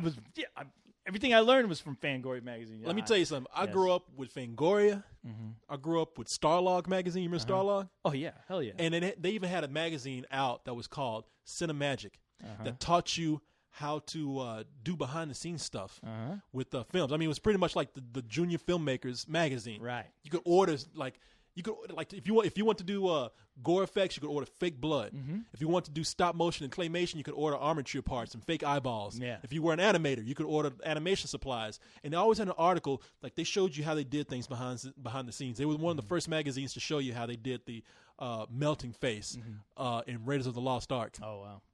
And this weekend, I got to go to that guy's party at his house, man. Hi, I blew it again. Hi invited me to that, but I had to go and watch the season finale of Battlestar Galactica. And let me tell you something. That guy, what you? Hey, I'm a What big the fuck? Battlestar Were you fan. there? I'm sorry. I didn't go because he didn't want to go. Well, he was like, you said you're only going to be there for like an hour, and then you're going to leave. Hyde had to go to the Twilight DVD release party. He had to work that show. Exactly. So I was like, Hy called me up and he's like, co-host. All right, here's the deal, dude. There's a party. The guy who created Fangoria is having this huge party. We should go. Yeah. What was his name? Carrie O'Quinn. And he was like, we should go, but here's the deal. I'm only going to be there for an hour, and then I got to get my ass over to the mall because there's a huge like Twilight DVD release thing. I got to be there, and I got to take pictures of young girls, and it's awful. And go home and masturbate. It's my worst nightmare. But you can come with me, and once I take off, you can stay and hang out. And I'm like, dude, I'm not going to hang out with a bunch of people. Sure, it's awesome the guy created Fangoria, but I don't know him. And what the hell am I gonna do? It's true, and I wouldn't have done that if Yeah. somebody hadn't been there that I knew. Right. Friend of ours, a guy named Paul. You know, Paul, yeah. okay. So Paul was there. That's cool. And he was the one that invited me, and I thought that was cool. really cool. Paul was You know cool what? like Yeah, that, I would have man. loved it. Hey, I was like, hey, I'm a fan of your magazine, but I don't. What Let me else tell am you I something. gonna The tell him? guy's a friendly guy. Like I'm not Yeah. gonna be one of those people who claims to say, "Oh, my buddy, man, my friend." Oh, no, I'm not doing. I know No, you. it was a magazine I grew up with. Now Yeah. this is a name that really no one knows, but to me, I was like, I once you almost realize- cried, man. I was like, yeah. you were such a part of my childhood. You don't know Yeah. a lot of inspiration for what I do. It's because of your magazines. Right. This is like I'm almost in Yeah. tears of gratitude here. Yeah. And it's funny because the guy who created Fangoria, gay as sunshine, man. Oh, Yes. Okay, well, Yeah. No, I'm not saying. that's his deal. no, No, I know you're not. You're just letting me know. But do you know? I'm just So, saying. yeah, if he starts rubbing my head a little too much, then I'm like, okay. Carhouse. No. What I'm saying is, a lot of people wouldn't think that was the guy that created Fangoria Right. magazine. No, I wouldn't think it. But I'm not. Yeah, hey. But I tell you what, man, that dude, he will talk to you. Yeah. You come up and tell him, and he immediately just kind of he'll talk for a little bit, and he'll say, "Well, what about you? What's going on with you?" He'll ask you questions. Yeah, And that's those people are always the nicest. Yeah, when at least they'll, they want to give you a bit because God knows that you always think you're hoping that whenever you're in a position to where somebody admires you, they tell you, "Hey, thanks to you, my childhood was great. You inspired me to do this." You almost feel like I'm a lot of this. A lot of what you're telling me is a lot to really soak in. So I'm going to give you the pleasure of asking you a question and getting to know you a bit, which is really nice, which is really great. And I always love it when people do that because George Romero did the same thing with me. I mean, I was honored. It was one of those times where I'm like, wow, I'm meeting one of my heroes, and not only is he a cool guy, but he's asking me questions. He's interested about what I have to say. Yeah. And that's a great honor for me.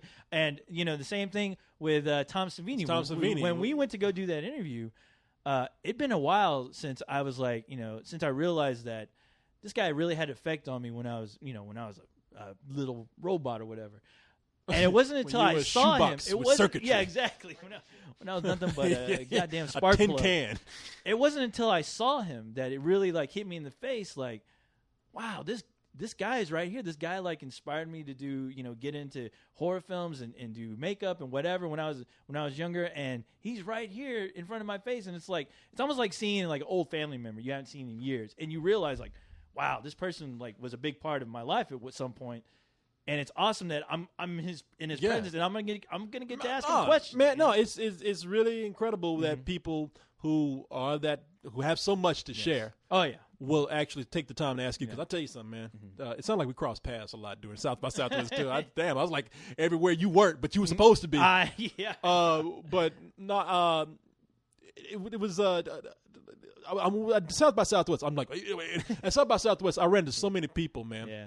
who didn't have shit to say, Right. but would tell me, and some of them did have shit to say. Mm-hmm. Some people had very interesting things, some people didn't. But no matter what, I ran into so many people who talked Right. and never asked me what's going on with you. Now, I'm not a person to sit up here and brag or open about, because I don't like talking about myself in length. Right. But Oh really? except when we have to do this right here. When there's a microphone in front of me, Exactly. I'm all Forget I about can't shut up. But we go on 3-hour shows and shit. But I ran into so many people. On the street, I like just chatting with people. Right. Do a little back and forth. Tell me about yourself. I probably won't say much about me, but I ran into so many people who didn't even say, Yeah. well, you know what? Let me stop and ask you. So what are you doing? Right. I'm just like, okay, that says a lot about somebody when they do that. But It sucks when that happens too, because you start to realize, like, oh my god, I'm boring this person to death because I'm the one doing the talking. Well, some people just don't have that. They yeah, don't have yeah, that meter, man. They can't read. Right. When No. things are I've going. seen like at the George Romero, when I got to meet him, there was a kid who had like 50 things for him to George sign? Romero to sign. What, did And George a lot Romero of finally things, say, a like, lot of things that he had nothing to do with, and you started to think, oh man, this guy is just having this poor guy sign all this shit so he can probably go sell it on eBay. Yeah, go hawk that shit. And it sucks because George Romero, I'm like, he could easily say, no, I don't need to do this, but he was a trooper and he signed every goddamn thing. Yeah, and I was like, oh my god, I don't even know if I should bother this guy.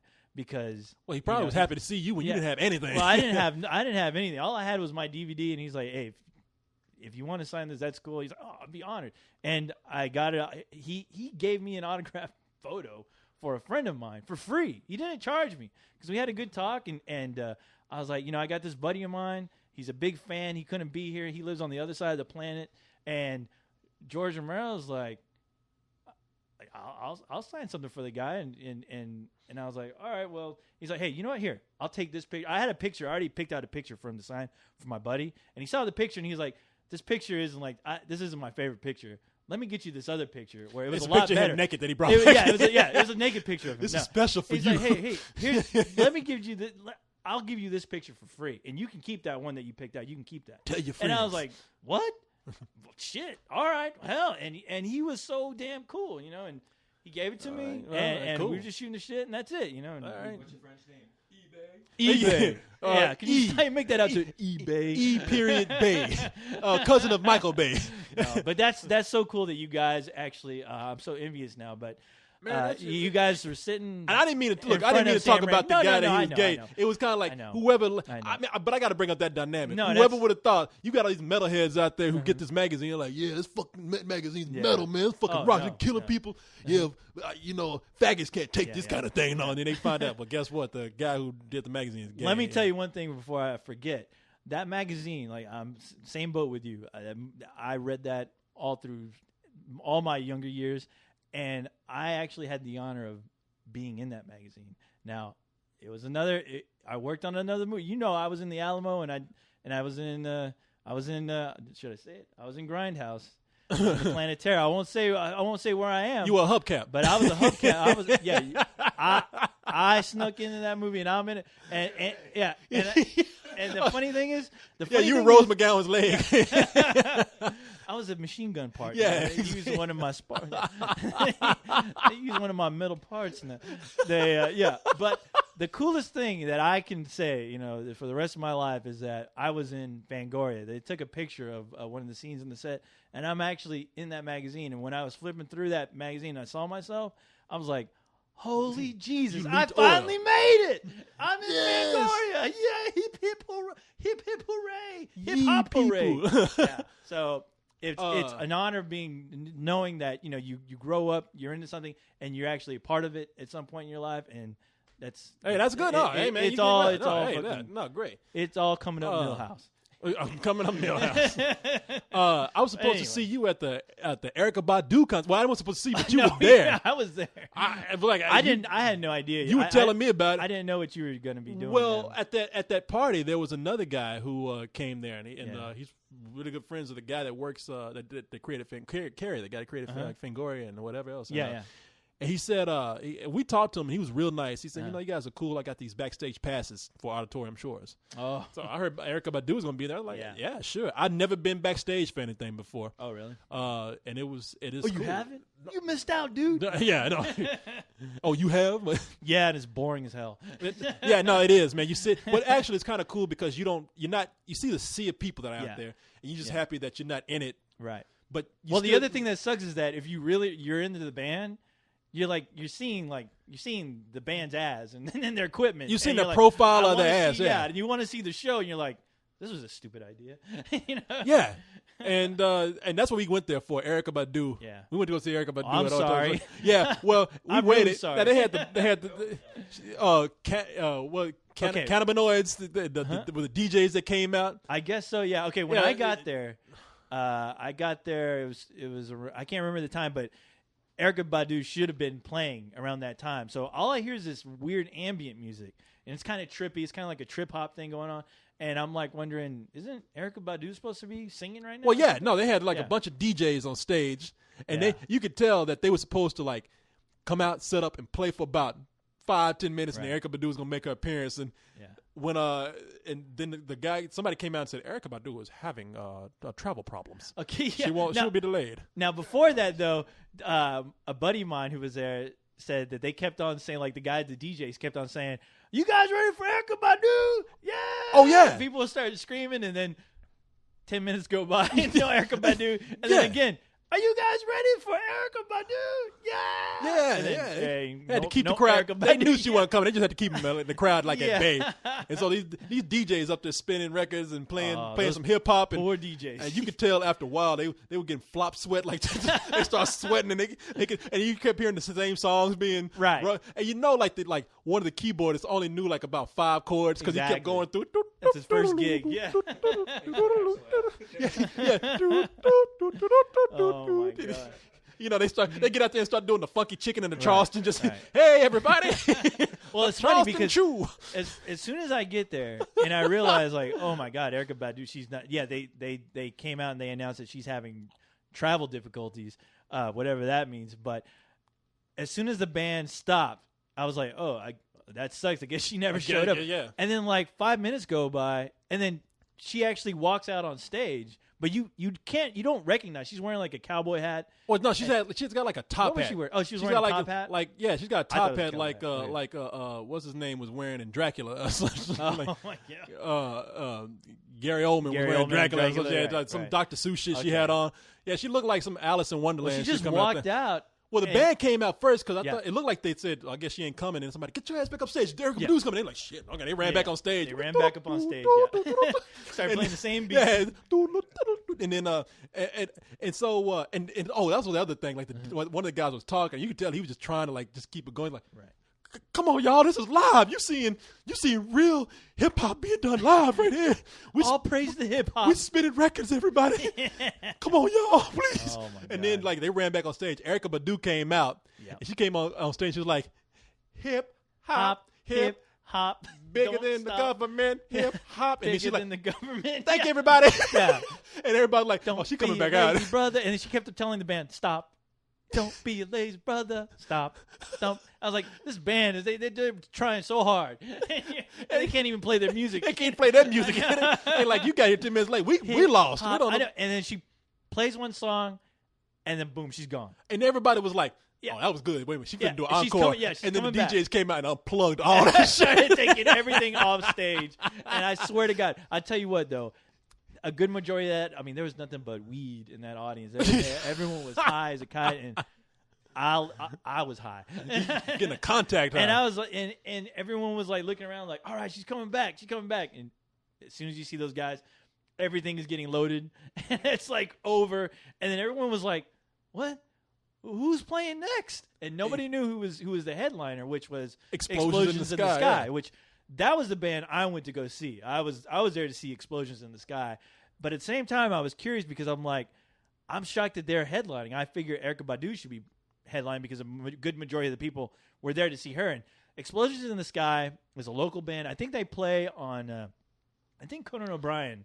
I can't remember if it's Conan O'Brien or David Letterman, but I think it's Conan that he actually likes to have them play on the show every once in a while. All I know is everybody's like, what? Because people like nobody knew who the hell they were. because everybody was there to see Erykah Badu. I mean, the place right. was a sea of people. Right. So then when they were finished, everybody was like, hey, Who's explosions in my pants? What the fuck are exactly. they? I want to see Nobody that shit. had a clue. And they just and I saw like the crowd just kind of like spread. And it was a mass exodus of black people. Oh yeah, it was.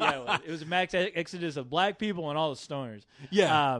Because I had 5 people asking me who's playing next. I'm like Explosions. I'm like, how did Explosions get the headlining gig on this?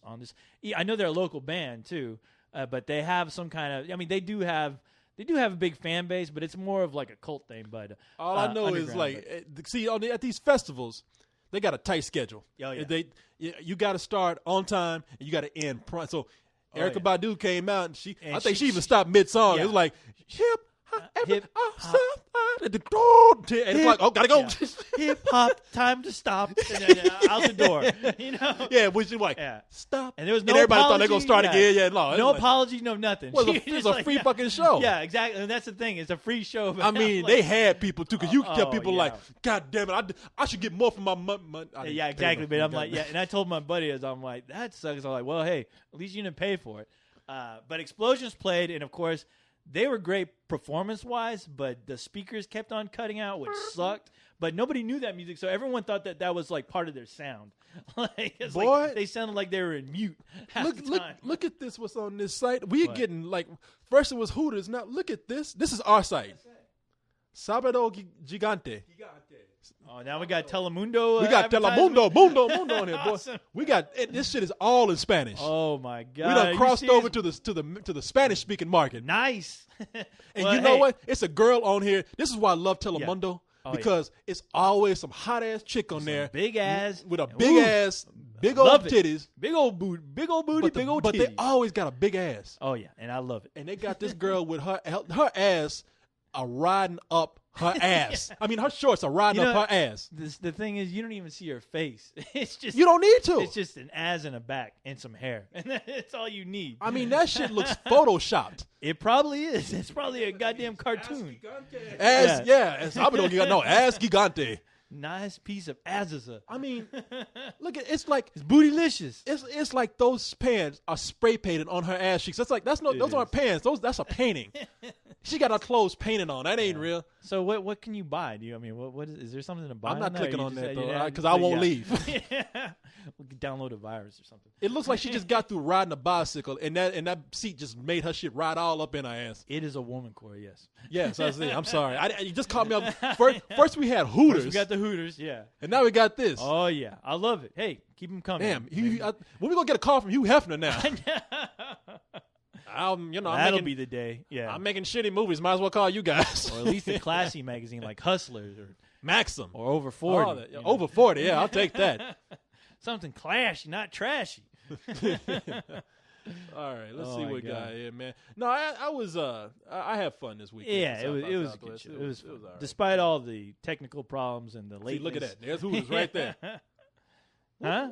Wait a minute. Where are these? Look, nothing against Spanish-speaking people, but where are these fucking Spanish ads coming from? Look at that. Hey, that's one of their best imports. All right. I'm like, damn. Can we? What is this? Anybody here speak Spanish? Don't we have any idea what's on our site? No, apparently not. Y dulce mi pagina. Hey, as long as they give the kids something to look at, that's all I care about. This is America. It is. It is, and all right. I have no problem with the Spanish ladies. I have none either. They wear shorts like that. You goddamn right. Delicious. All right. Let's go. Are we gonna? Is it that time again? Oh, you hear that music? Oh, rock and rolling, rocking and rolling. Yeah. It means that it's time for us to do some email, man. Email time. Speaking of email time, okay. What? I don't know if you can find a D-Tran. Me a couple times. One of those dudes that's mad. Well, no. He's not mad. His girlfriend is doing a paper about podcasts, and he posted up a few questions. I was gonna print out the damn thing, but he had a few questions about us doing podcasts that his girlfriend needed some answers for a paper she's doing about podcasts.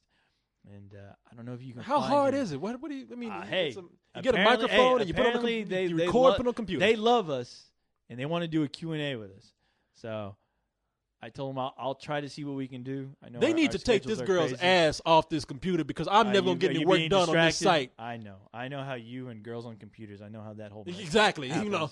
Now I tried. I'm getting better. I'm trying to avoid it. You won't get your mind off it. Damn, I thought our site was innocent. You got some duct tape over there high? Tape up that side of his computer. It's like, I'm about to paint on this side of my monitor. People be like, why'd you paint on this monitor? Because Ass Gigante was on here. I was being distracted. Yeah. So I'm trying to sit up here and work on the site, and I'm looking at ass all day. I can't do this. Think with ass and titty all the time. Making about 5 trips to the bathroom. Can't walk half the time now. You're the robot. You spit that shit out. Well, I do, but not in front of Corey. Corey will start interrogating me like a cop. Who is this girl? Where's she from? Okay. How many pictures does she send? This ain't a question. Somebody says, but they said please read. It's not a question. Thanks. It's from Soul, a.k.a. Captain. Captain right. Somebody. I don't know what it is. Captain. Captain. Yeah. They put these long names on here, and you can't read them because they're too long. It stops at a certain point. They got Soul, a.k.a. Captain. That's it. And it's a Captain somebody. Soul. So, yeah, thank you. He's telling us, did you know that John Woo has another movie out? John Woo, does he? It's called John Woo's Red Cliff. Red Cliff 2. Well, what happened to Red Cliff 1? He just says, absolutely amazing. He says, I'm no good with reviews. I don't know if you're into Chinese cinema or not, but I'm sending you a message in hopes that you will see it and review it, even if it's just a written review. Okay. John Woo, of course, everybody knows him. His Hong Kong films were The Killer, Better Tomorrow, right, and Hard Boiled, of course, the best, and everything after that, forget about it. You didn't like The Killer? No, I love The Killer. I loved all three of those movies. But as soon as he came over to the States, he started making bullshit. Broken Arrow, and look, let me tell you something. I don't care about that part of his career. People, I'm gonna get hate mail for this. Face Off, fucking stupid. I'm sorry. You put somebody. That's the Green Arrow movie right there. That's where Green Arrow, the maximum, whatever the hell they call it. They took John Travolta's face and put it on Nicolas Cage's skull, and it looks exactly the same. Like they got the same skeletal structure and all that kind of stuff. I know people, it's just a movie, but I'm sorry. And their shoes are like they're magnets to keep them from running around. I guess they charge them up and they're stuck to the floor. What was this? In the same movie where they had those boots on. They walk around, and whenever there was trouble, they push some. I think, am I right, Hyde? I don't even remember. Where they push a button, and the boots get magnetized to the floor. Is that the same movie? I'm positive it's the same goddamn movie. Yeah, that's too Call much. Me crazy. I mean, I didn't write the fucking thing. It's like the moment you asked me to like buy that two guys can switch faces and look. Not only do they have the same faces, but all of a sudden their hairstyles are the same. No, the moment you asked me to buy that, it's too stupid. Okay, you can't. They had that one creepy scene with the daughter. Where the guy gets out and he starts fucking around with the teenage daughter, like. Oh, but he's not. That's not actually his daughter. No, it's his. Yeah, but he is the father, so it's really creepy. I couldn't take it, man. It's retarded. They actually have his. Yeah, no, I mean, stupid. Maybe I just said it's shut stupid. off. It's a stupid popcorn movie. Yeah. So he did some other movies here. Look, I would tell you right now. John Woo, when everybody was talking about Hong Kong cinema, it was a trendy thing, and I fell a victim to that. Mm. It was trendy to walk into a bar, hang out with some friends, and say Hong Kong cinema, and everybody's like, "Oh man, you a cinephile, you a cinematic genius, you love Asian films." And but I tell you what, it's not. What else did he do? He did that second. He did Mission Impossible. Mission Impossible, where they did karate with motorcycles. That was god awful. Let me tell you something. You're talking about boring. I do not like. I'm not a big fan of John Woo. I will tell you that right now. I'm sick of the doves. Yeah. I'm sick of I'm sick of the Mexican standoff with the guns. Mm. I'm sick of him doing the same thing in every fucking movie. Yeah. Okay, so Red Cliff, if slow motion, all that shit, man. Yeah. If Red Cliffs has doves in it, automatically it ceases to be amazing. I don't want to see it. Who cares? I want the only Bullshit. way. I'll tell you what. John Woo wants to make a movie that appeals to me. Make a movie with nothing but doves shooting each other. Yeah. Doves like pointing guns at each other. There you go. And make beak off like they Yeah. trade beaks. Yeah. Valiant 2. John Woo Oh directs my that. God. I want to see some doves drive some sport cars shooting at each other. That also would be awesome. I want to see On a motorcycle. Yeah. A dove on a motorcycle. motorcycle, yeah. Yeah. In Doing, slow doing a motion. backflip on the motorcycle, shooting guns, and then jumping off the motorcycle, having that motorcycle land on another dove, shooting in midair, shooting at the gas tank, it exploding along with the dove, and yeah. and then The prince when doves cry. when doves cry, and then a blade goes by and cuts the beaks off, and the beaks switch on each other. Yeah. And I want to see a slow motion scene where people fly off in the background. Out of nowhere, people just start flapping their arms and they're flying across the camera. Genius. But cool. I don't need to. We'll this see. guy doesn't. I'll check it out. I'll look it up. I'll see what's up. He's not really telling be me. fair. Now this isn't a really good review. Soul, I'm not talking about you, but you say, listen to this review. There were a few times when I almost cried because it was so emotional. Oh the my characters God. were interesting, and I was able to relate to them. You ain't telling me shit about Oh this my movie. God. Is this the same guy that watched that Wonder Woman movie? This is the best movie ever. This fool ain't said shit about this movie. That's all you need to know. It's the greatest movie ever. That's all you need to know. That's it. Okay, so the balance on the real. about the on acting? What about it? Supernatural realism. What is the fucking movie about? Supernatural realism. Is there something realistic about the supernatural? I'm sorry. Did I miss something there? Okay. Excellent review. Yeah. Best review ever. Told me everything I needed to know. Uh-oh. Yes. Not only is this saying, answer my question, motherfucker. Oh boy. But I it's love it when people ask so nicely. I know. Yeah. It's a way to get your emails ready. You think, Yes. yeah. But this is what got my attention. It's from the Sinister Six. Oh my God. Not them again. Stop prank calling me. Okay, it says, shocker. I have never heard you guys talk about X-Men Origins, Wolverine. God damn it. They said, God damn it. Anyway, what do you think it had? Do you think it has the potential to be good, or do you think it looks like a massive shit stain? What do you think about the film? I haven't seen it, okay? Yeah. What do I think about the film? Look, I've seen a trailer. Hold on. Let us get into our Time machine. Yes. We'll travel into To the future. Future. All right, but hold on. I'm gonna get in there. Man, that movie was stupid. That movie sucked. Wolverine dancing around with his wand and his top hat and killing people. Dude, you went making back to sandwiches the. You with went his back goddamn in knives. time. You went back when the Academy Awards were on, man. God damn it. Damn it. Told you get your time machine fixed. Shit. Thinking about the Dark Knight and all that dumb movies. Man, look, I really haven't kept up with it. 'Cause I'm not trying to be rude to you, but I don't give a shit. I really don't. I don't. Yeah, I saw the trailer and I was like, okay. Well, I mean, it honestly, it looks like X-Men 3 Part 2. Yeah. Yeah, it looks like they it. just said, we don't really care about the Yeah. comic. We're going to change a bunch of stuff around. And at that point, I'm just kind of – now, I don't mind them changing things around. X-Men, don't they care. did Yeah, that yeah, too, but yeah. it looks like they changed a little bit too much. Yeah. And they had, but looking at it, they had some cool stuff in there. Like they showed Wolverine and Sabretooth going, the different periods of time, the Right. Civil War, World War II. Right. Well, I mean, so look, it's a trailer. So there's some things in there that look good. There's some Yeah. things in there that look bad. I don't really want to judge until I see Yeah. the movie. I honestly, I couldn't get anything from the trailer, but It really, that's the thing. It's a hard trailer to gauge, I think. Yeah, it is, and I can't say I'm into it or not. That's the problem you have I'll when just you have make to wait. Yeah, when you have and not even a superhero movie, a comic book movie. When you have the movie could be a novel. Mm-hmm. It could be a movie based on a video game. It could be a movie based on the fucking Big Mac. As long as it's based on a property, Right. you're always going to wonder how true were they to the source material, and what they did change, was it for better? Right. And this is one of those movies where they changed a lot. It could work for the better, it could not. But the things that look cool in it look really cool. So Yeah. we'll wait and see. Yeah. Sinister Six. All right. Let's see. Are you ready to answer this question? No. This comes from Sam S. Sam S. There we go. Okay. We just spoke about video games. He says, I still have faith that we will get a great video game movie. I'm sorry to remind you. It's already out there. It's called Dragon Ball Evolution. I'm sorry to remind you guys, but we're still living in the age of the shittiest video game movies. Now, we've been living. That's two been, ages, right? That's been 2 decades, man. All right, shit, this ain't no age. This is a millennium we live in. Going on. But the trend is not stopping. The Street Fighter, the saga continues. the Street Fighter, and Dragon Ball. I think one of the biggest problems is that they just aren't picking the right games. They're picking the ones that aren't out yet. They're not picking those games. Street Fighter, what the fuck?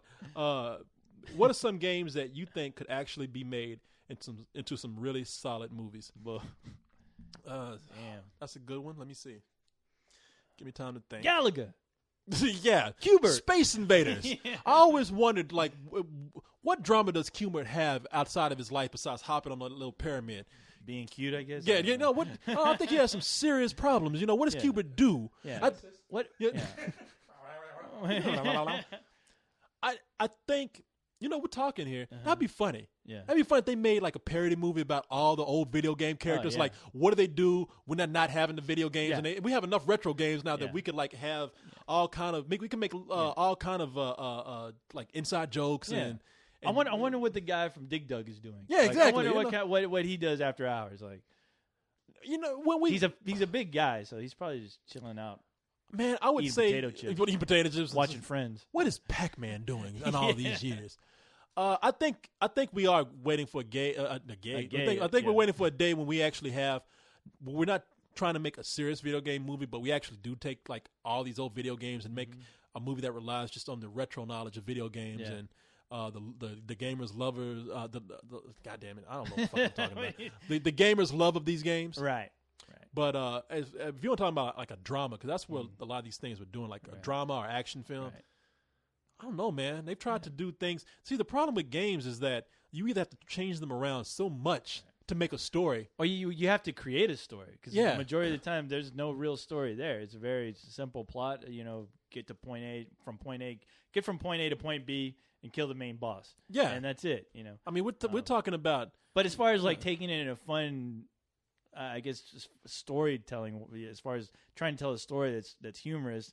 I mean, I thought they were doing that with remember the Saturday morning cartoons with Pac-Man? Oh, with Pac-Man. They had Pac-Man. I think they had Qbert. They had a Qbert show. They had a Qbert show. Because in Qbert, for anybody who's ever played Qbert lands on, he can jump off the pyramid and land on these discs. Right. And these discs will take him to the top of the pyramid, and he's safe for a little while. Right. But in the Qbert show, he lived in the neighborhood, and anything that was round, like he hopped onto like a manhole cover, hubcap, and he go a pizza, he go flying off, Right. Right. And the same deal with Pac-Man. Pac-Man was like hanging out in the neighborhood. It was like it was almost like the Flintstones. Yeah, practically. Yeah. And you had some asshole neighbors who were Pinky and the rest of those ghosts. But they were kind of fun. Blinky, they were. See, we're we're talking about they were like gangsters almost.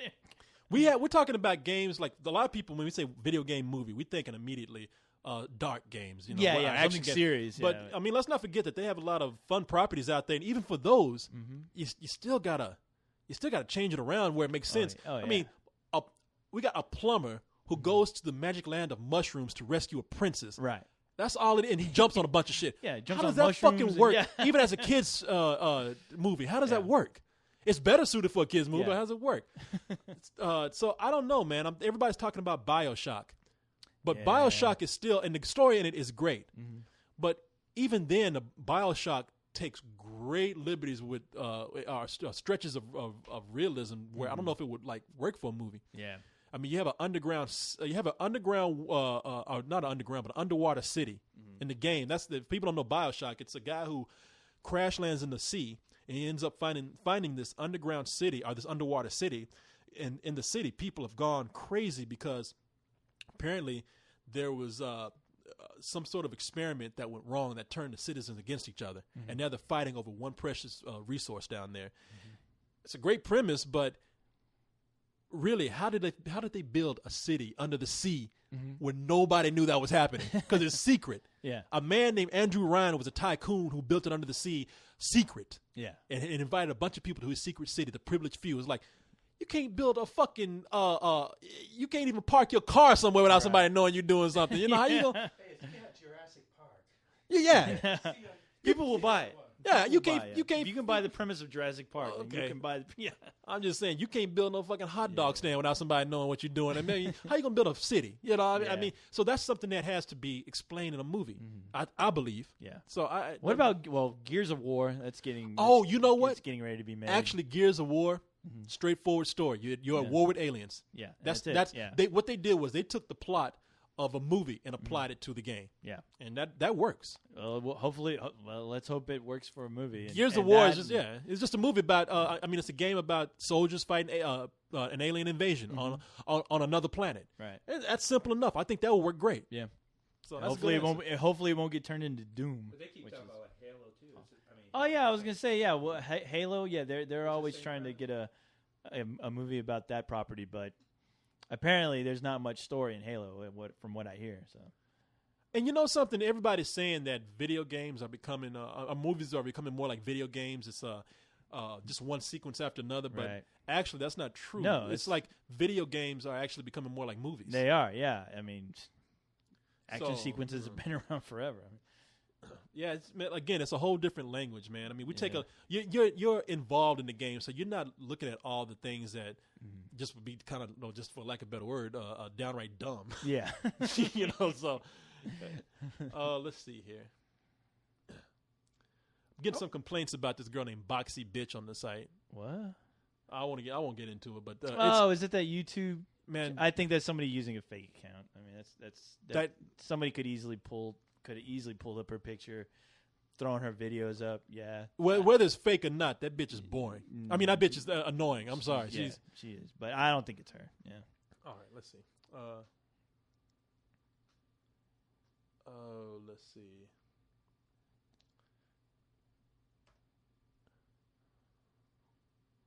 Hi, do you have a question? Brad Holt. What got you guys into being a critic? How was it doing it for the first time, and why did you choose to do it with comedy?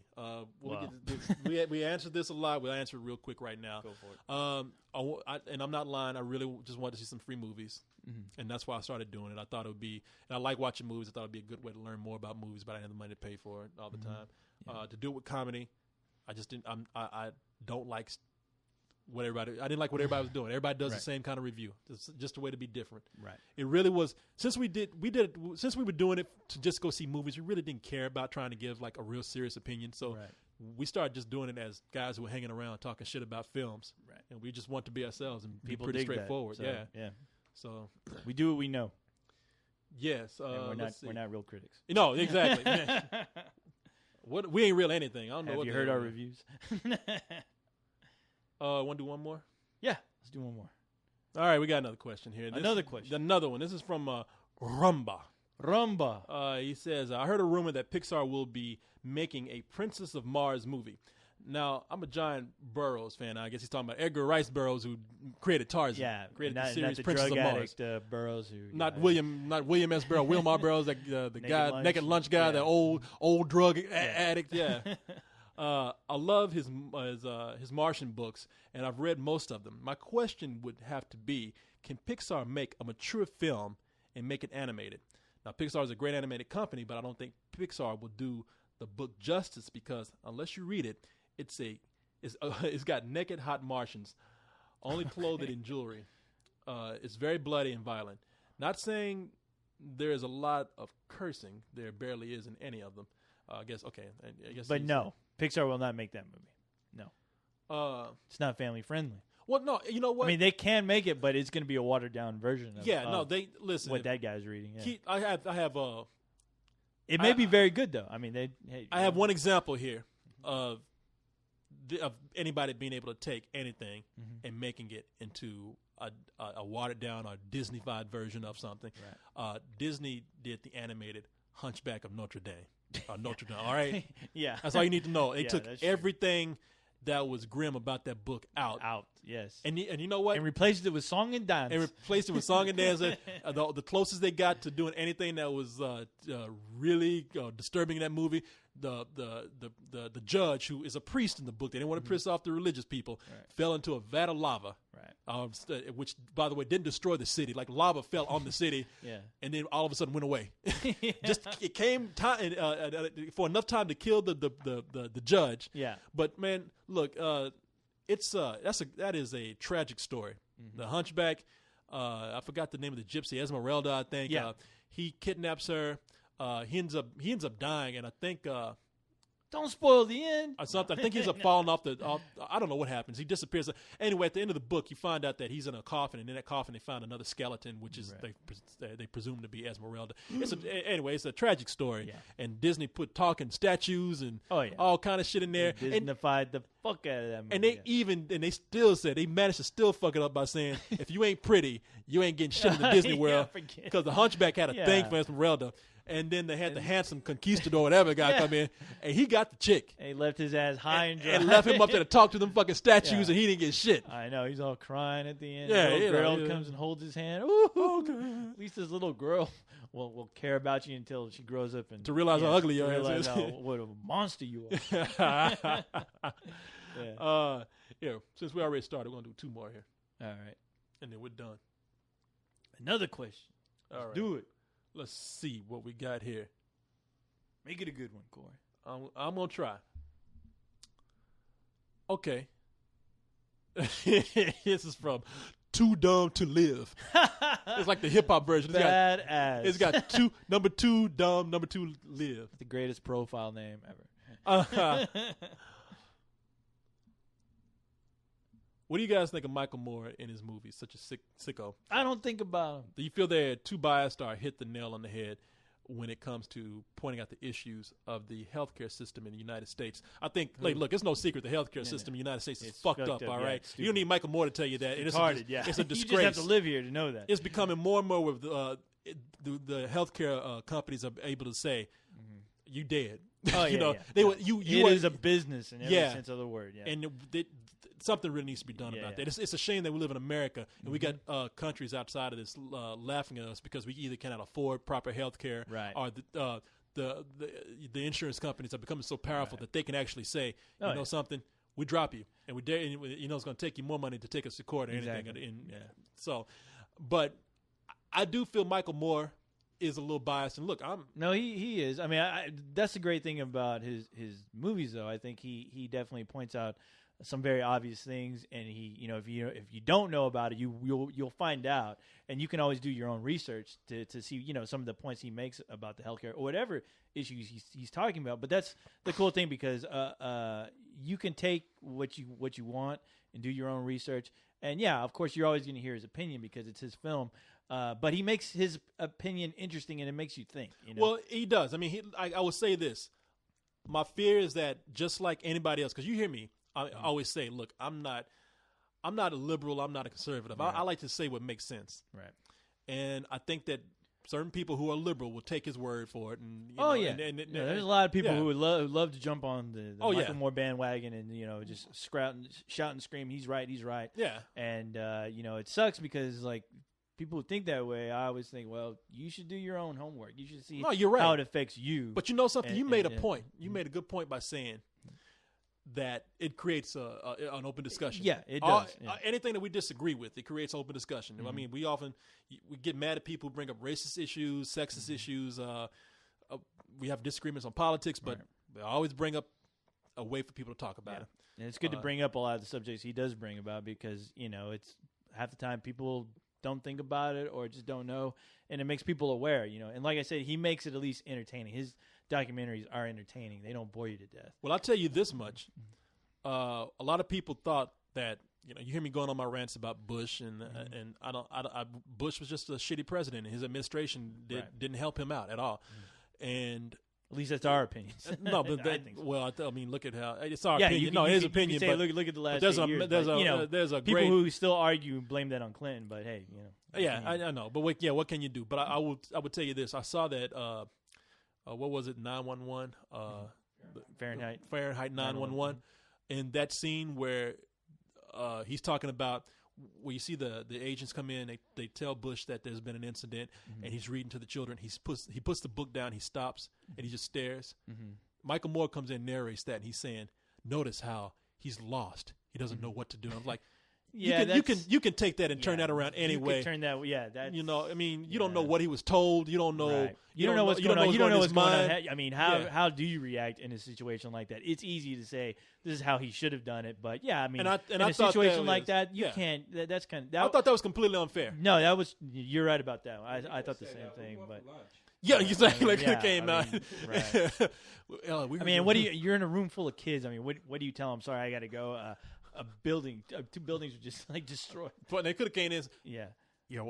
Daughter's dating a black guy. Yeah, exactly. And he just sort of starts staring. Exactly. Fuck. That's probably exactly what happened. They put mustard in your tuna fish It was sandwich. Corey. It was Corey. Yeah. Corey Coleman is dating your daughter. What? Your daughter. She's writing that Corey Coleman again. That son of a bitch. But he's black. Well, if we don't, if she stops dating him, who else is she going to date? The blacks. The blacks. All right, so, and you know what? We forgot to, man. What did we forget to tell? Is that the official name of our email section? Fuck your thoughts, because people keep saying that. We would just say, man, we just say things and people run with it. And I don't. Yeah, and I know we don't really people stick with things. People make pictures and all kinds. I'm like, I know someday that's going to get old and we're going to get tired of hearing it. See, that's what we do, people. We just just don't say want to things. do that. Yeah. It's fun. We don't want to be where's the beef, Yes. No, we don't want to. We don't. Yeah, the last thing I was thinking about that our last show, and I was like, I don't want our shows to become just nothing but catchphrases. Yeah, and a few thoughts here and there, along with fuck your thoughts. And if we say it, we say it. We I'm gonna go to eat some own milk. Yay! Well, actually, that is the name of our show. that's I'm gonna right. go. Yeah, that counts. Let's do this. But, and we don't want to do that anymore. We're gonna change our name next week. No, fuck no. No, I don't do that. But no, man. I mean, we say things and we don't. We don't want to stick with it. Once it ran its course, if it feels natural to say it, we'll say it. If it's done, we don't want to fight. Okay, co-host. At this point, at the half-hour mark, you're going to say, "Fuck your thoughts." And if it ever gets to that point, I'm quitting. Yeah, no, man. The show is over. Okay, this is the part where you say, "McRib," and this is the part where I say, "Fuck, I'll see you later." Yeah, no, we appreciate the pictures, everyone. No, we do. We do. Travis Pickle drew an amazing picture. Yes. Did you see the one that was a riff on Black Snake Moan? I have not seen that one yet. No. You want to see it? Yes. Okay, because it's on the front page. Okay, the last one I saw of his was the Terminator one, which is really cool. This is on the front page. I don't know when you'll be listening to this. We'll put it up. But we'll put it up. It's an amazing picture. Right. Travis Pickle, man. Look. I don't know why you guys are wasting your time drawing us, but we appreciate it. It's me and Stephanie. Oh, really? Because Stephanie's the one that made the co-host plushie. Right. And I guess Stephanie, I don't know, she gets along with us well enough that they made her an official Spill girl now. Wow. Hey. Put on a pinup. What a great honor. Let's see here. All right, I'm waiting for this damn picture, Corey. All right. It's up here somewhere. Oh, here it is. It is. This one's for Stephanie. It's got me being the Samuel Jackson guy, Black Snake Moan. Black Snake Moan stars Christina Ricci and Samuel Jackson. It's a movie that kind of made me feel weird. It's got him, Samuel Jackson chains up Christina Ricci to a radiator in his house so that he can get her right. So and have his way sexual with her. Yeah, no, he wants to get her off drugs and make her a proper girl. But the poster's meant to look like he's gonna fuck the shit out of Christina Ricci. But for some reason, they put Bolt in there. The dog. I don't know why. What is Bolt doing, chewing on my goddamn head? Bolt's sleeping. They got the dragon sperm drink back there. They got the leprechaun. Oh my god, that's now awesome. there's some shit in here. I don't know what it means. They got a Fight Club soap bar in there. Okay. Arrogant bastard ale. Oh, there it is. Cool. Get more peanut butter shits. Okay, now, I don't know. There's a picture that keeps on giving. You get to figure you can out look at where that all that shit. Yeah. Apparently, he listened to the show and we said all this, but I don't know where this shit is from. I don't remember half the stuff, but I'm sure. But isn't this an amazing picture? It is. It's a lot of detail. That is wow. And you can tell that's Stephanie. Look how great he is. Oh yeah. No, that is Stephanie definitely. Wow. That's pretty amazing. That is that looks like somebody spent a month doing that. And Janine Garofalo on there. Really? No, Stephanie looks kind of like Janine Garofalo. Oh. Somebody else saw that today, and they were like, "Is that Janine Garofalo?" I was like, no, it's Stephanie. Goddammit. She's looking good though. But she's looking good, Yeah. Stephanie. Boy, I think we need to take this picture for real. Yeah. That is an awesome picture. Wow. Yeah. Like I said, that guy, it seems like he draws these up so quick. I mean, Jesus. These people are quick, man. I know. Maybe it's because we're so. I don't know. We mentioned Stephanie last week. I mean, And that would take you 2 years, Corey. I know me to put up, just like my review. Man, look, I'm telling you, I'm gonna put this review up. Now you keep saying, I don't want it up. I'm putting it up. I'm demanding you not to put it up. No. What is going on with all these fucking Mexican? The Mexican Spanish ads are attacking the picture there. I don't have anything against it. Don't get me wrong. I don't have anything against it. But I mean, look, we're in Texas, man. If it's The generating Mexican cartel got a hold of us. if it's generating 50 cents, I'll be happy. Yeah, the free taco, whatever, Exactly. whatever, Give the kids whatever what they click want. on the ad. Free tacos. 5,000 I love it. pesos. I love it. All right. We appreciate anyone who's willing to put up their hot women on our pages. Yes. Thank you. Yeah, where the Polish chicks at now? Thank you, Telemundo. Telemundo, mundo. All right, people. Is that it? That's it, man. It's over. We're done. Another episode. Another in episode the can. gone by. Damn. Woo! Feels like yesterday that we did the last one. Oh my God! I feel like tomorrow we're gonna have to do another one of these Jesus crazy Christ. shows. I have to get some microphones. We can Why? sit back because at the end of all these, I feel like I can't breathe. You feel like I do. You feel like you okay. feel like my Well, you're lungs kind of collapsing. hunched over. Well, I'm trying to talk into the mic. Well, you need to raise that goddamn thing up, dude. You gotta like position to where your crotch is. I don't know. I know. I look like I'm all hunched over, like my back is arched. Like I look like that Yeah. Mexican chick in that ass. You're gonna end up looking like Yoda. All right, y'all. That's it. Let's do this. Tired of y'all. Tired of. Till next week, y'all. Oh, here goes. Oh, what's going on? Oh, it's a hey, Papa Rock out. There's that guy with the guitar. Always jamming in here. What you say? I'm a goat and I have my own soundtrack. Good night, y'all. Have a good one, you punks.